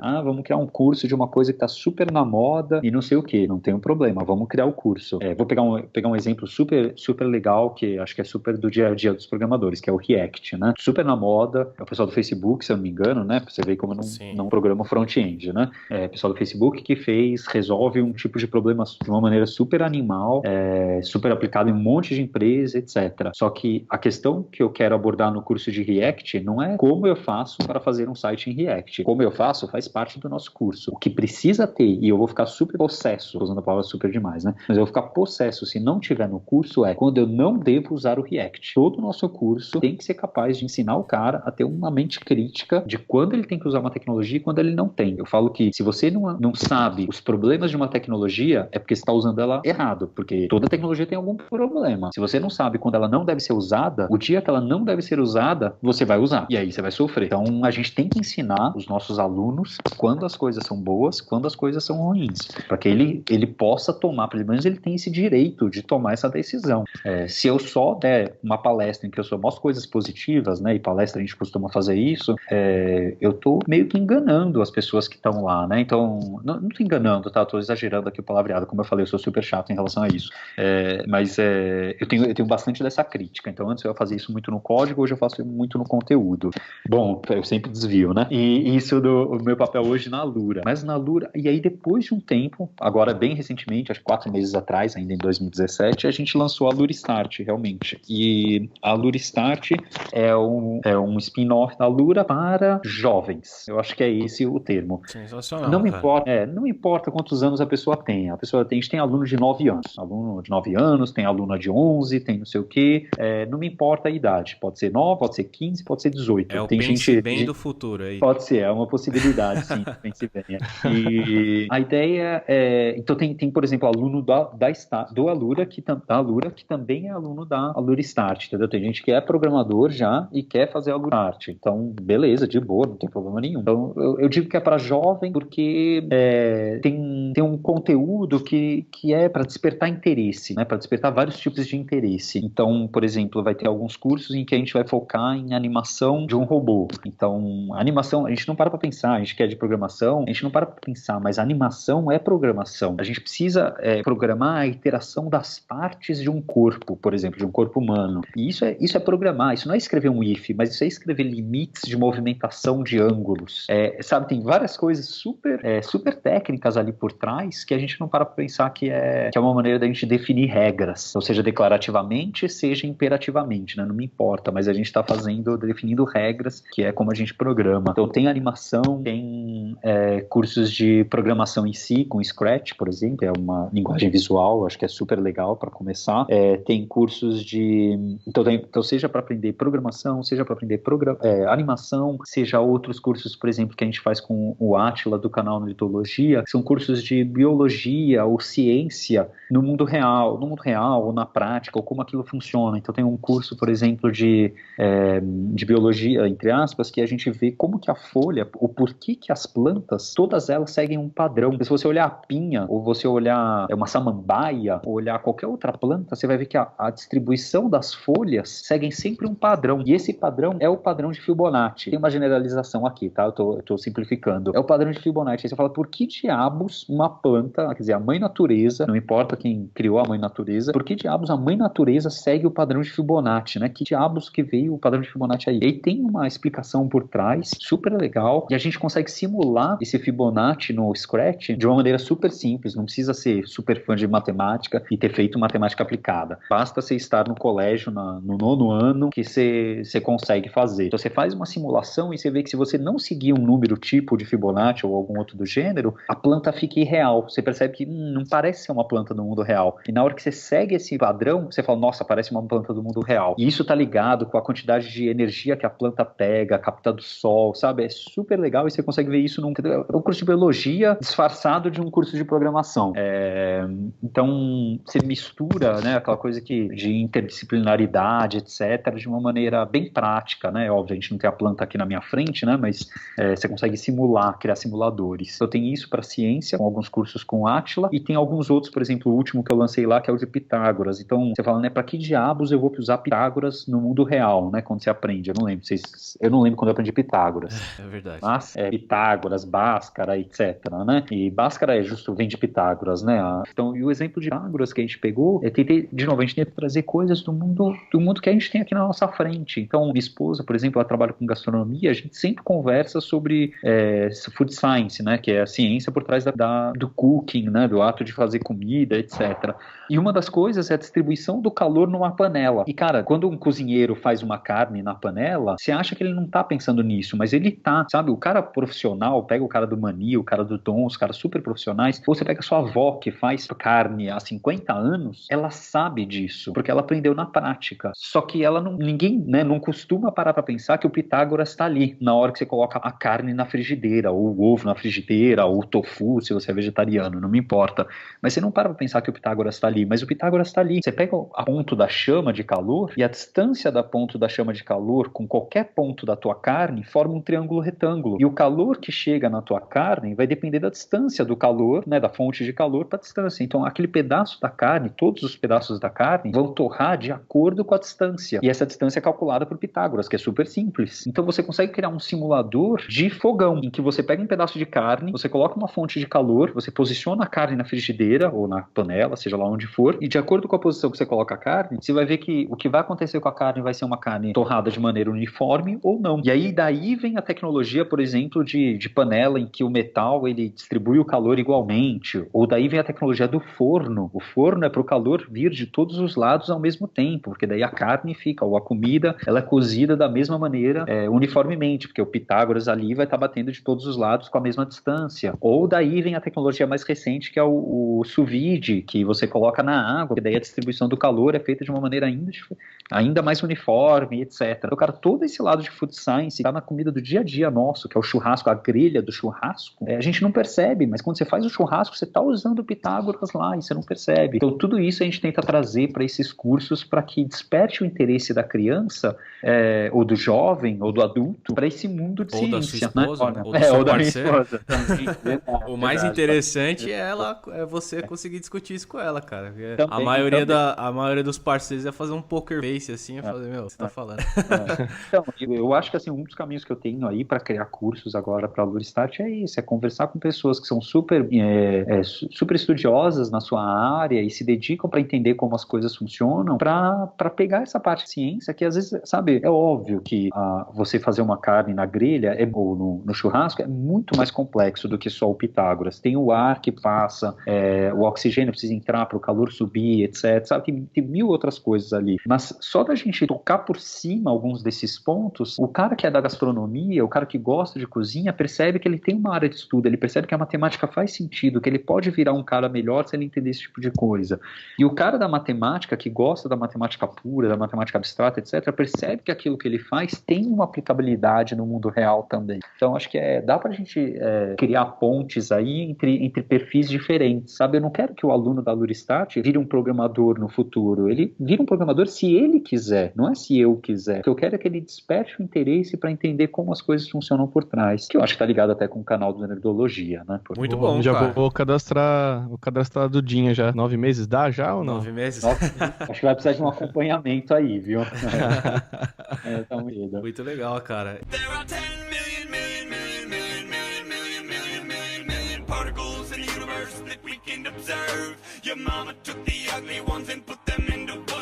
Guilherme, bom, a gente geralmente nos casts de entrevistas a gente pede algumas perguntas de ouvintes aqui. Então, Edu, toca aí algumas perguntas pro Guilherme. Legal, a gente mandou dessa vez no grupo de apoiadores que a gente tem lá. Então, pra galera que quer participar, a gente tem o apoia-se/Dev na Estrada lá. Se quiser entrar no grupo ali, a gente tem tem uma galera ali já discutindo no Telegram o dia inteiro. Aí a gente mandou a pergunta lá, e que você tiver uma pergunta pro Guilherme Silveira, manda pra gente aqui, né? São duas perguntas que... Não, mas é tranquilo, ó. O Giovanni Duarte perguntou assim se você ainda aposta no Java pro futuro, né? Ele falou, até comentou aqui que, tipo, com novas tecnologias aparecendo, consumindo menos recurso e desenvolvimento mais rápido, Java ainda é uma boa opção? Pergunta do Giovanni Duarte. Eu acho que a pergunta é totalmente cabível do Giovanni e é aquela história, né? Eu acho que o Paulo comentou acho que no podcast da CBN que saiu essa semana, ele comentou alguma coisa do gênero também, falando sobre de tecnologias do futuro, né? Alguém no passado, eu não lembro quem ele cita, falou, olha, Java é a tecnologia do futuro. E realmente Java virou a tecnologia do futuro, né? Virou, né? Dizendo hoje no presente, né? Você tem Java é a tecnologia, é a linguagem de programação, segundo estatísticas aí, fontes, acho que é Stack Overflow, linhas de código que mais existem no planeta, deixou de ser COBOL, se eu não me engano COBOL era antes, e agora é Java. Quer dizer, quem fez aquela previsão de que Java era a linguagem do futuro, acertou. Isso significa que se você tem muita linha de código, você precisa manter essa linha de código. Até mesmo porque Android é aí filho de Java de alguma maneira, né? Entre as lutas de copyright aí, que eu não sei como eu não me envolvo nessas partes, mas tem aí as lutas. E temos um mundo de Android aí vindo de Java. Então, quer dizer, você tem uma linguagem Java que é super importante no mercado atual. Ela pode perder importância aos poucos? Ela pode. Ela vai perder importância nos próximos 5 anos? De jeito nenhum. Não vai ser de um dia para o outro. Quer dizer, posso estar errado, né? Óbvio, daqui 5 anos vocês podem me cobrar. Mas de um dia para o outro, o que você tem mais linha de código do mundo cair para último lugar, sabe? Cair para não ser importante, acho que a chance é muito pequena. Então, linguagens tipo C# e Java, que são as linguagens mainstream, desculpa, eu citei só duas, parece um pouco de preconceito, Java, C#, PHP, por exemplo, no Brasil, são 3 linguagens super mainstream que, pensando em server-side, né? Que são super importantes, porque tem muita coisa acontecendo nesses 3 mercados. E aí, pensando numa outra, a gente coloca JavaScript, porque tem a questão do front. Não estou desvalorizando o JavaScript no back, mas o JavaScript no front está em todos os sistemas web. Então, é super importante também. Então, eu acho que essas 4 linguagens, elas perderem importância a ponto de não valer a pena eu continuar sendo um profissional dessa área nos próximos 5 anos, acho que é muito pequeno. É diferente de eu falar, daqui 15 anos. Daqui 15 anos a gente não sabe, ninguém sabe o que vai estar fazendo. Então, não faz sentido eu ficar fazendo previsão para daqui em 15 anos, porque eu não tenho a menor ideia. Mas em 5 anos, sabe, não vai acontecer. Então, vale a pena eu me dedicar para, por exemplo, para JavaScript no back-end como uma das opções? Pode ser que daqui 5 anos JavaScript no back-end esteja crescendo tanto que daqui 5 anos comece a ter um pouco mais de vaga, quer dizer, vai ter mais vaga, com certeza. Mas em 5 anos, uma outra linguagem, sem ser PHP, Java e C#, né, talvez esteja errando de alguma outra aí, esquecendo alguma outra, como uma das principais de back-end, eu acho que é difícil. Mas há 10 anos, aí só Deus sabe o que vai acontecer em 10 anos como principal linguagem de back-end. Assim como JavaScript é a principal linguagem de front-end e muito difícil de que em 5 anos perca essa posição. A próxima pergunta aqui é do Luiz Felipe Souza. Ele perguntou o que você espera para o futuro das empresas, das suas empresas, no caso, e da educação no Brasil. 2 perguntas grandes aí, né? Eu hoje em dia, olha, eu não comentei, mas eu acho que eu já falei demais, então eu não comentei, mas eu sou super ligado em educação hoje em dia, é o que eu mais leio, eu tenho livros e livros do assunto, e é o que eu tento mais me envolver e acompanhar as startups, etc. Então, tanto lá fora quanto aqui. Primeiro, das empresas, né? Eu acho que esse caminho que a gente está tentando da Luristart, eu acho que é um dos caminhos possíveis para a gente ajudar as crianças e os jovens do Brasil. Eu acredito na educação como uma possibilidade de transformar a realidade das pessoas. É claro que eu não acredito, assim como o Paulo também acho que tem a impressão, pelo menos hoje em dia, de que todo mundo tem que ser um programador. Eu pessoalmente acho um pecado dizer alguma coisa do gênero. É a mesma coisa que dizer 5 anos atrás que todo mundo tem que aprender chinês. Eu acho que vocês já escutaram essa frase. Bastante. Chinês é a língua do futuro. Acho que em 2007, acho que foi a primeira referência que eu encontrei disso em inglês. Falando, chinês é o novo inglês. E, por enquanto, o chinês não é o novo inglês. Então, quem apostou 10 anos atrás não acertou ainda. Pode ser que em 50 anos acerta, mas previsão de 50 anos, qualquer um acerta. Olha, vai ter um terremoto na Califórnia em 50 anos. Vai ter. Quando, só Deus sabe, né? Não tô torcendo por terremotos, desculpa, tá? É uma coisa trágica, não tem nada a ver. Mas, bom, voltando. Então, na empresa, eu acho que um dos caminhos realmente é esse, de que a gente pode usar tecnologia para desenvolver as habilidades das pessoas em outras áreas. E quando eu falo outras áreas, não é só STEM, né? Que é Science, etc., né? Engenharia, matemática, etc. Eu tô falando de outras áreas, mesmo geografia. Cara, geografia, para mim, geografia na escola era pintar mapa. Como que era geografia para vocês? A geografia era mais ou menos isso, né? Fazer aquelas colagens de mapa, assim. Exatamente, cara. Era um negócio muito tosco, né? Que vergonha. Imagina um geógrafo, um cara que se formou em geografia, falar que geografia é pintar mapa. Cara, eu ia mal em geografia porque eu não sabia pintar. Eu não sei pintar até hoje. E eu ia mal, eu tirava nota baixa de geografia porque eu não sabia pintar. Cara, que vergonha uma coisa dessas, né? E então, o cara podia, sabe, hoje em dia, com a tecnologia, cara, a gente pode fazer tanta coisa com Google Earth, com Google Maps, etc. E a gente pode conectar essas coisas, criar simulações da natureza, segurança, etc. Não precisa ser simulações super complexas que precisam de supercomputadores, não, tá? Pode ser simulações simples, no Scratch, etc., em que a gente vê o que acontece com o desmatamento, em que a gente vê o que acontece com a erosão, etc., sabe? Dava para aprender tudo isso de maneiras diferentes, em que você me capturasse a minha atenção, porque é óbvio, eu como criança, como jovem, hoje em dia, tô ligado nessa história de tecnologia, tô menos ligado no papel, e então ele pode, né, criar uma conexão dessas matérias e de uma maneira mais interessante. Então eu acho que a gente tem um caminho aí na Luristart para isso, e eu não gostaria que esse caminho fosse um push, fosse tipo, olha, todo mundo tem que aprender isso desta maneira, mas sim uma possibilidade. Olha, cara, se dessa maneira funciona para você, aprende, né? Usa essa maneira como um recurso extra, sabe? Eu acho que é um caminho aí pra gente. Óbvio, eu tô citando a Luristart especificamente porque eu sou responsável pela Lura e pela Luristart. Então, o futuro dessas duas empresas eu vejo como a gente cada vez mais ajudando os profissionais a encontrarem o seu caminho na Alura, através de cursos na Alura, e vejo a gente ajudando as crianças e os jovens a encontrar possibilidades e entender e se conectar de uma maneira mais realista com o conteúdo que eles aprendem na escola. É isso que eu acho que eu vejo aí no futuro delas duas. Primeira parte, tá? Querem perguntar alguma coisa? E a segunda parte, qual que era mesmo? Educação em geral. Isso, no Brasil. Que é um desafiaço, né? E vou lá, eu vou fazer minha profecia de 50 anos, né?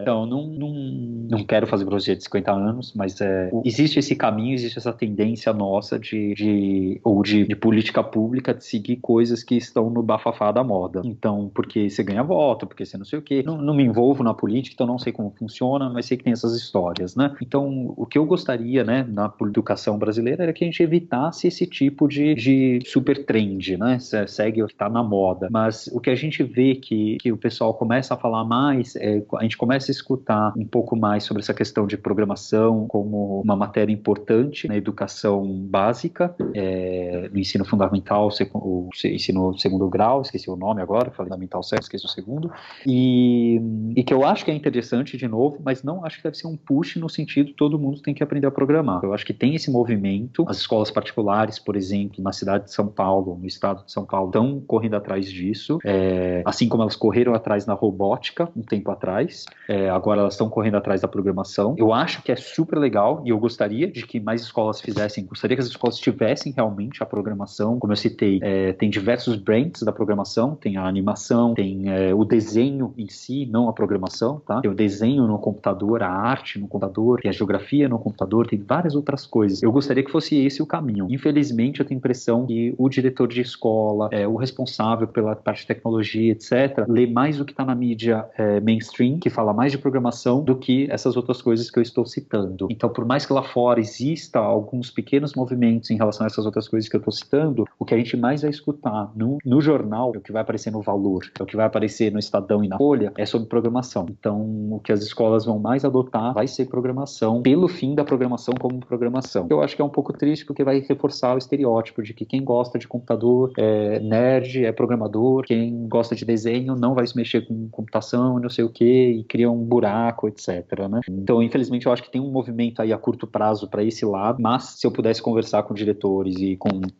coordenadores pedagógicos, etc., o interesse sempre vai ser para esse lado de que a educação seguisse um caminho de que a programação não fosse simplesmente, olha, precisa estar no currículo que os pais estão pedindo programação, mas sim porque a programação é um meio da gente aprender outros assuntos. Então, eu acho que nesse curto prazo, eu acho que é isso que a gente deve ver um movimento em função aí da programação para jovens. E no fim das contas, eu acho que iniciativas como o Aluristart, elas servem também para isso, né?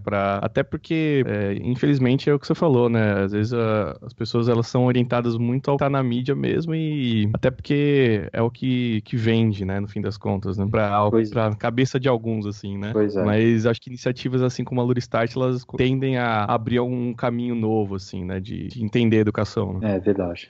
E óbvio, assim, é totalmente compreensível, como você citou, a atitude de uma pessoa que toma essa decisão, porque ela é realmente influenciada pela mídia. A mídia sabe que, quando ela fala, olha, tem X mil vagas como programadora, ela sabe que isso chama atenção. O profissional da escola sabe que ele precisa preparar o aluno dele para as vagas do futuro. Então, quando ele lê que tem vagas no jornal de programação, ele sabe que aquilo chama a atenção dos pais. Os pais também pressionam a escola a fazer isso, mas eu acho que, e eu concordo, eu acho que faz todo sentido ter. A questão é, vamos aproveitar essa oportunidade para dar caminhos à criança ou ao jovem. jovem, não para dar uma única opção, para falar, olha, você vai aprender programação, vamos aprender, né, Scratch, para depois aprender HTML, não sei o que, e vai virar programador. Seja front, seja back, seja lá o que for.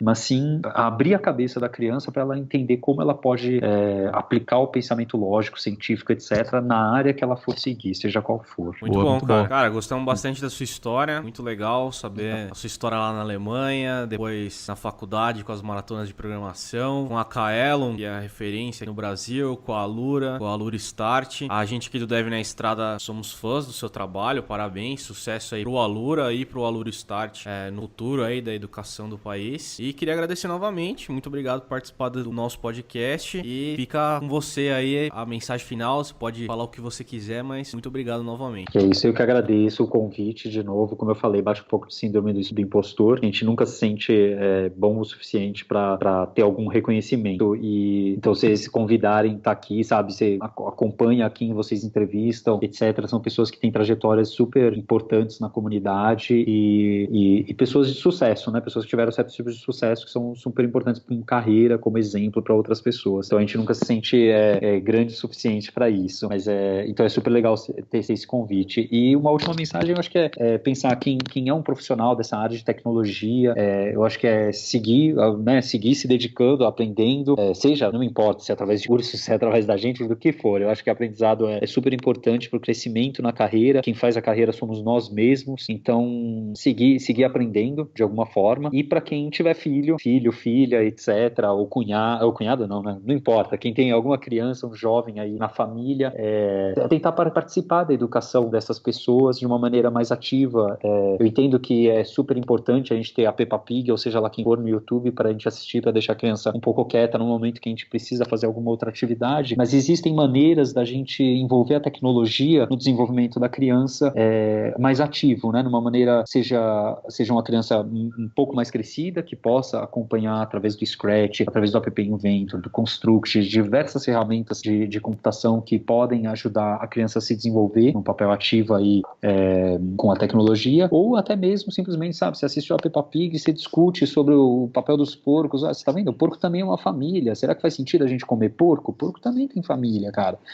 Sabe, seja como for, não precisa ser o consumo passivo, como eu comentei do Chaves, eu adoro Chaves, adorava, me divertia horrores, mas era um consumo passivo, a gente não questionava nada, então isso que não é muito legal, eu acho. Então, recomendar as pessoas a participarem mais da educação umas das outras para destravar essa possibilidade aí do futuro de toda essa geração. É isso aí então, valeu pessoal e até o próximo episódio. Beleza, valeu pessoal. Valeu, abraço.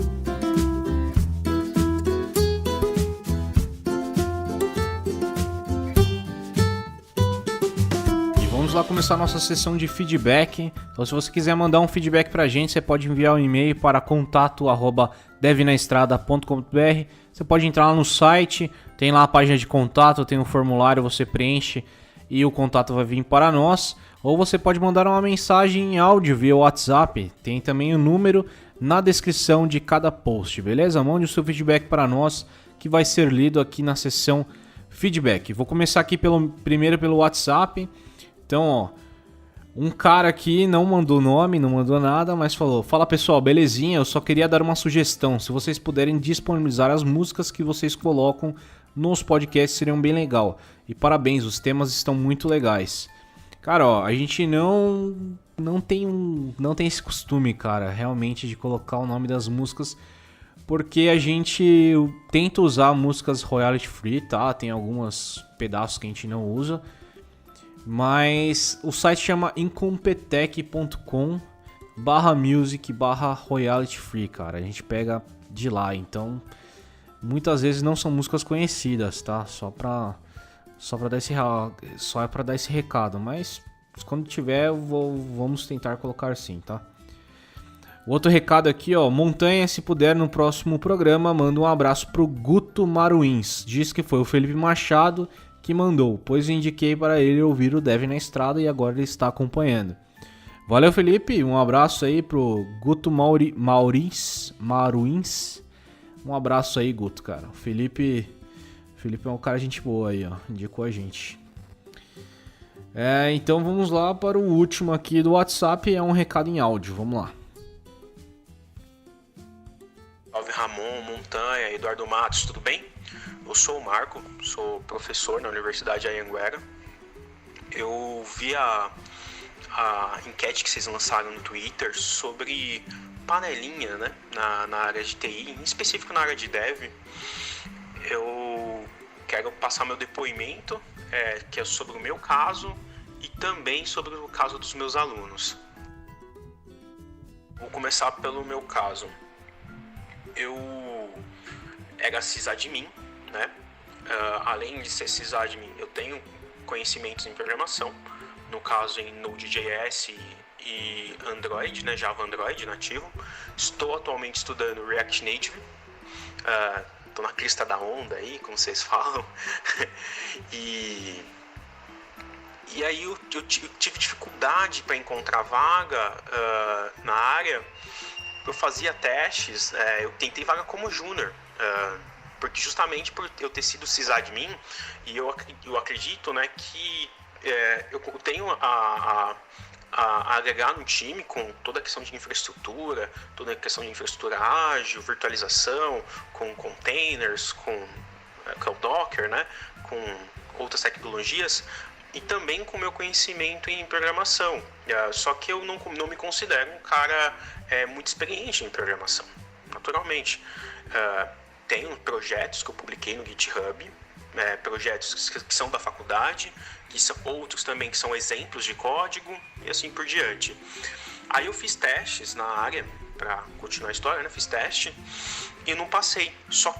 Eu não passei não no quesito de ter ido mal no teste. Eu pedi feedback, tive um bom feedback do meu código. Teve casos que, infelizmente, a empresa ela não chegou a fechar os contratos que ela esperava e não me chamou. Teve casos que optou por um outro profissional e assim por diante. Mas o que eu entendo e o que eu vi com outros colegas é que justamente conseguiram pela indicação, pelo, olha, fulano de tal e etc. Eu entendo que tende a haver uma indicação de pessoas boas, você não vai indicar pessoa ruim e que tem uma força, tem um peso, porém se transforma um pouco proibitivo para as pessoas que ainda não estão na área tentar entrar e, sabe, tem essa resistência, é difícil quando você não tem tal indicação, entende? Isso estou falando na área de desenvolvimento, tá? Acontece. E foi um caso que, infelizmente, aconteceu comigo e aconteceu com alguns alunos meus. Bom, não tive a oportunidade de entrar, aí o que eu decidi? Vendo o cenário em São Paulo, que está contratando mais plenos do que júniors, o que eu decidi? Eu falei, olha, eu vou estudar a nível de montar um projeto pessoal próprio, ou o máximo que eu puder, para eu agregar o conhecimento que eu preciso para eu me tornar um pleno. E pedindo ajuda, e tocando a parada sozinho. Quando eu decidi isso, em meados de julho, eu comecei a desenvolver redesenvolver, na verdade, uma ideia que tive na faculdade de um aplicativo de vídeo. Também comecei a fazer um aplicativo para adoção de animais. Aí um colega ele me convidou para tocar um projeto, uma startup de aplicativo para a noite paulistana. Daí eu comecei a tocar esse trabalho em grupo, que é justamente o que me fez estudar React Native para poder desenvolver para iOS e Android, né? Cara, muito bom. Eu vi que o seu áudio aqui tem mais 6 minutos de áudio, então eu não vou passar, deve ser a base dos seus alunos. Eu não vou passar para ficar muito maçante aqui. Então, só um recado entre parênteses aqui. Quando você mandar alguma coisa para nós, não estou falando que é o caso dele aqui agora, mas mande seu nome, o que você faz, de onde você é. Bem legal a gente saber isso, ter esse contato com os nossos ouvintes. E no áudio, no caso de áudio, também não mande muito extenso, muito longo, senão é complicado, as pessoas não vão querer ouvir muito, tá? Então eu vou comentar essa parte que eu achei que já foi bem bacana e que realmente acontece isso, cara. Realmente acontece esse lance da indicação, principalmente quando é uma vaga mais sênior, uma vaga mais, sei lá, mais difícil de encontrar e mais complicada. A pessoa tem que ter mais responsabilidade, etc. Então, realmente, sim, a indicação conta muito. Isso em qualquer lugar, assim, sabe? Eu conversei bastante há um tempo atrás com pessoas que saíram do país, né? Que foram trabalhar em outro país. Cara, tirando o pessoal que é muito bom, assim, é bem difícil você conseguir um emprego, cara, sabe? Tirando o pessoal que... Tem um pessoal que é muito bom, sabe? Que o pessoal sai daqui do Brasil pra trabalhar, sei lá, no Twitter, sai pra trabalhar em agências famosas e tal. Porque o cara realmente é muito bom. Ele é um cara que pode trabalhar em qualquer lugar do mundo. Mas tem pessoas que saem do país que são médios, assim como eu me considero. Eu me considero um cara bem médio, assim. E é uma coisa difícil, por quê? Porque lá você não é ninguém, lá você não tem indicação, lá você não tem o seu passado, tal. Então, realmente, você trocar de área e não ter indicação e não ter trabalhado em empresas do ramo é bem difícil, cara. É bem difícil. Principalmente, você falou do mercado de São Paulo, muitas pessoas saíram do país, né? E essas pessoas que saíram do país não são pessoas que estão começando agora, são pessoas que já estão há muito tempo. Então, eu acho, né, que tá bastante difícil achar profissional mais sênior ou mais competente, sei lá, que tenha... E às vezes, esse mais competente reflete, né, quanto tempo de experiência esse cara tem, o que ele já fez, o que não fez. Eu acho que você fez bem, você saiu bem, você falou, vou estudar mais, né, de vez só reclamar e não fazer nada, você, vou estudar mais, teve a oportunidade. Quando surgiu a oportunidade de um projeto junto com um colega seu, que não deixa de ser uma indicação também, rolou, você estava preparado, e é isso aí, cara. Eu acho que é isso, a gente tem que sempre estar preparado, oportunidades vão surgir. Nossa área é muito boa, muito legal, quem gosta de fazer o que a gente faz, eu acredito que tem bastante oportunidade. Vai ter o lance de indicar, mas pensa que depois é você que vai estar lá indicando alguém e sendo indicado sempre. Se você fizer um bom trabalho, você sempre vai ser indicado em qualquer lugar. Bom, é isso aí. Os recados do WhatsApp acabou. Tem um e-mail só que mandaram para nós. Foi um e-mail do André Luiz Pereira. Ele falou, show pessoal, muito massa o site. Gostaria de ver a participação do Cliderson Senna no podcast. O canal dele é irado. Beleza, André, obrigado. O que a gente sempre pede para você tentar fazer essa ponte aí entre nós e o Cliderson. Mas é isso aí, cara. Obrigado pela indicação e obrigado pelo seu feedback, pelo seu e-mail aqui para nós. Então é isso, pessoal. Isso foi os feedbacks da semana. Espero que tenham gostado. De novo, se você quiser mandar um feedback pra gente, você pode entrar lá no site, escrever no nosso formulário ou pode mandar direto, contato@devinaestrada.com.br. Não esqueça de colocar seu nome, de onde você é, e a gente vai ler aqui na seção feedback, beleza? Espero que vocês tenham gostado do cast de hoje. Valeu e até semana que vem.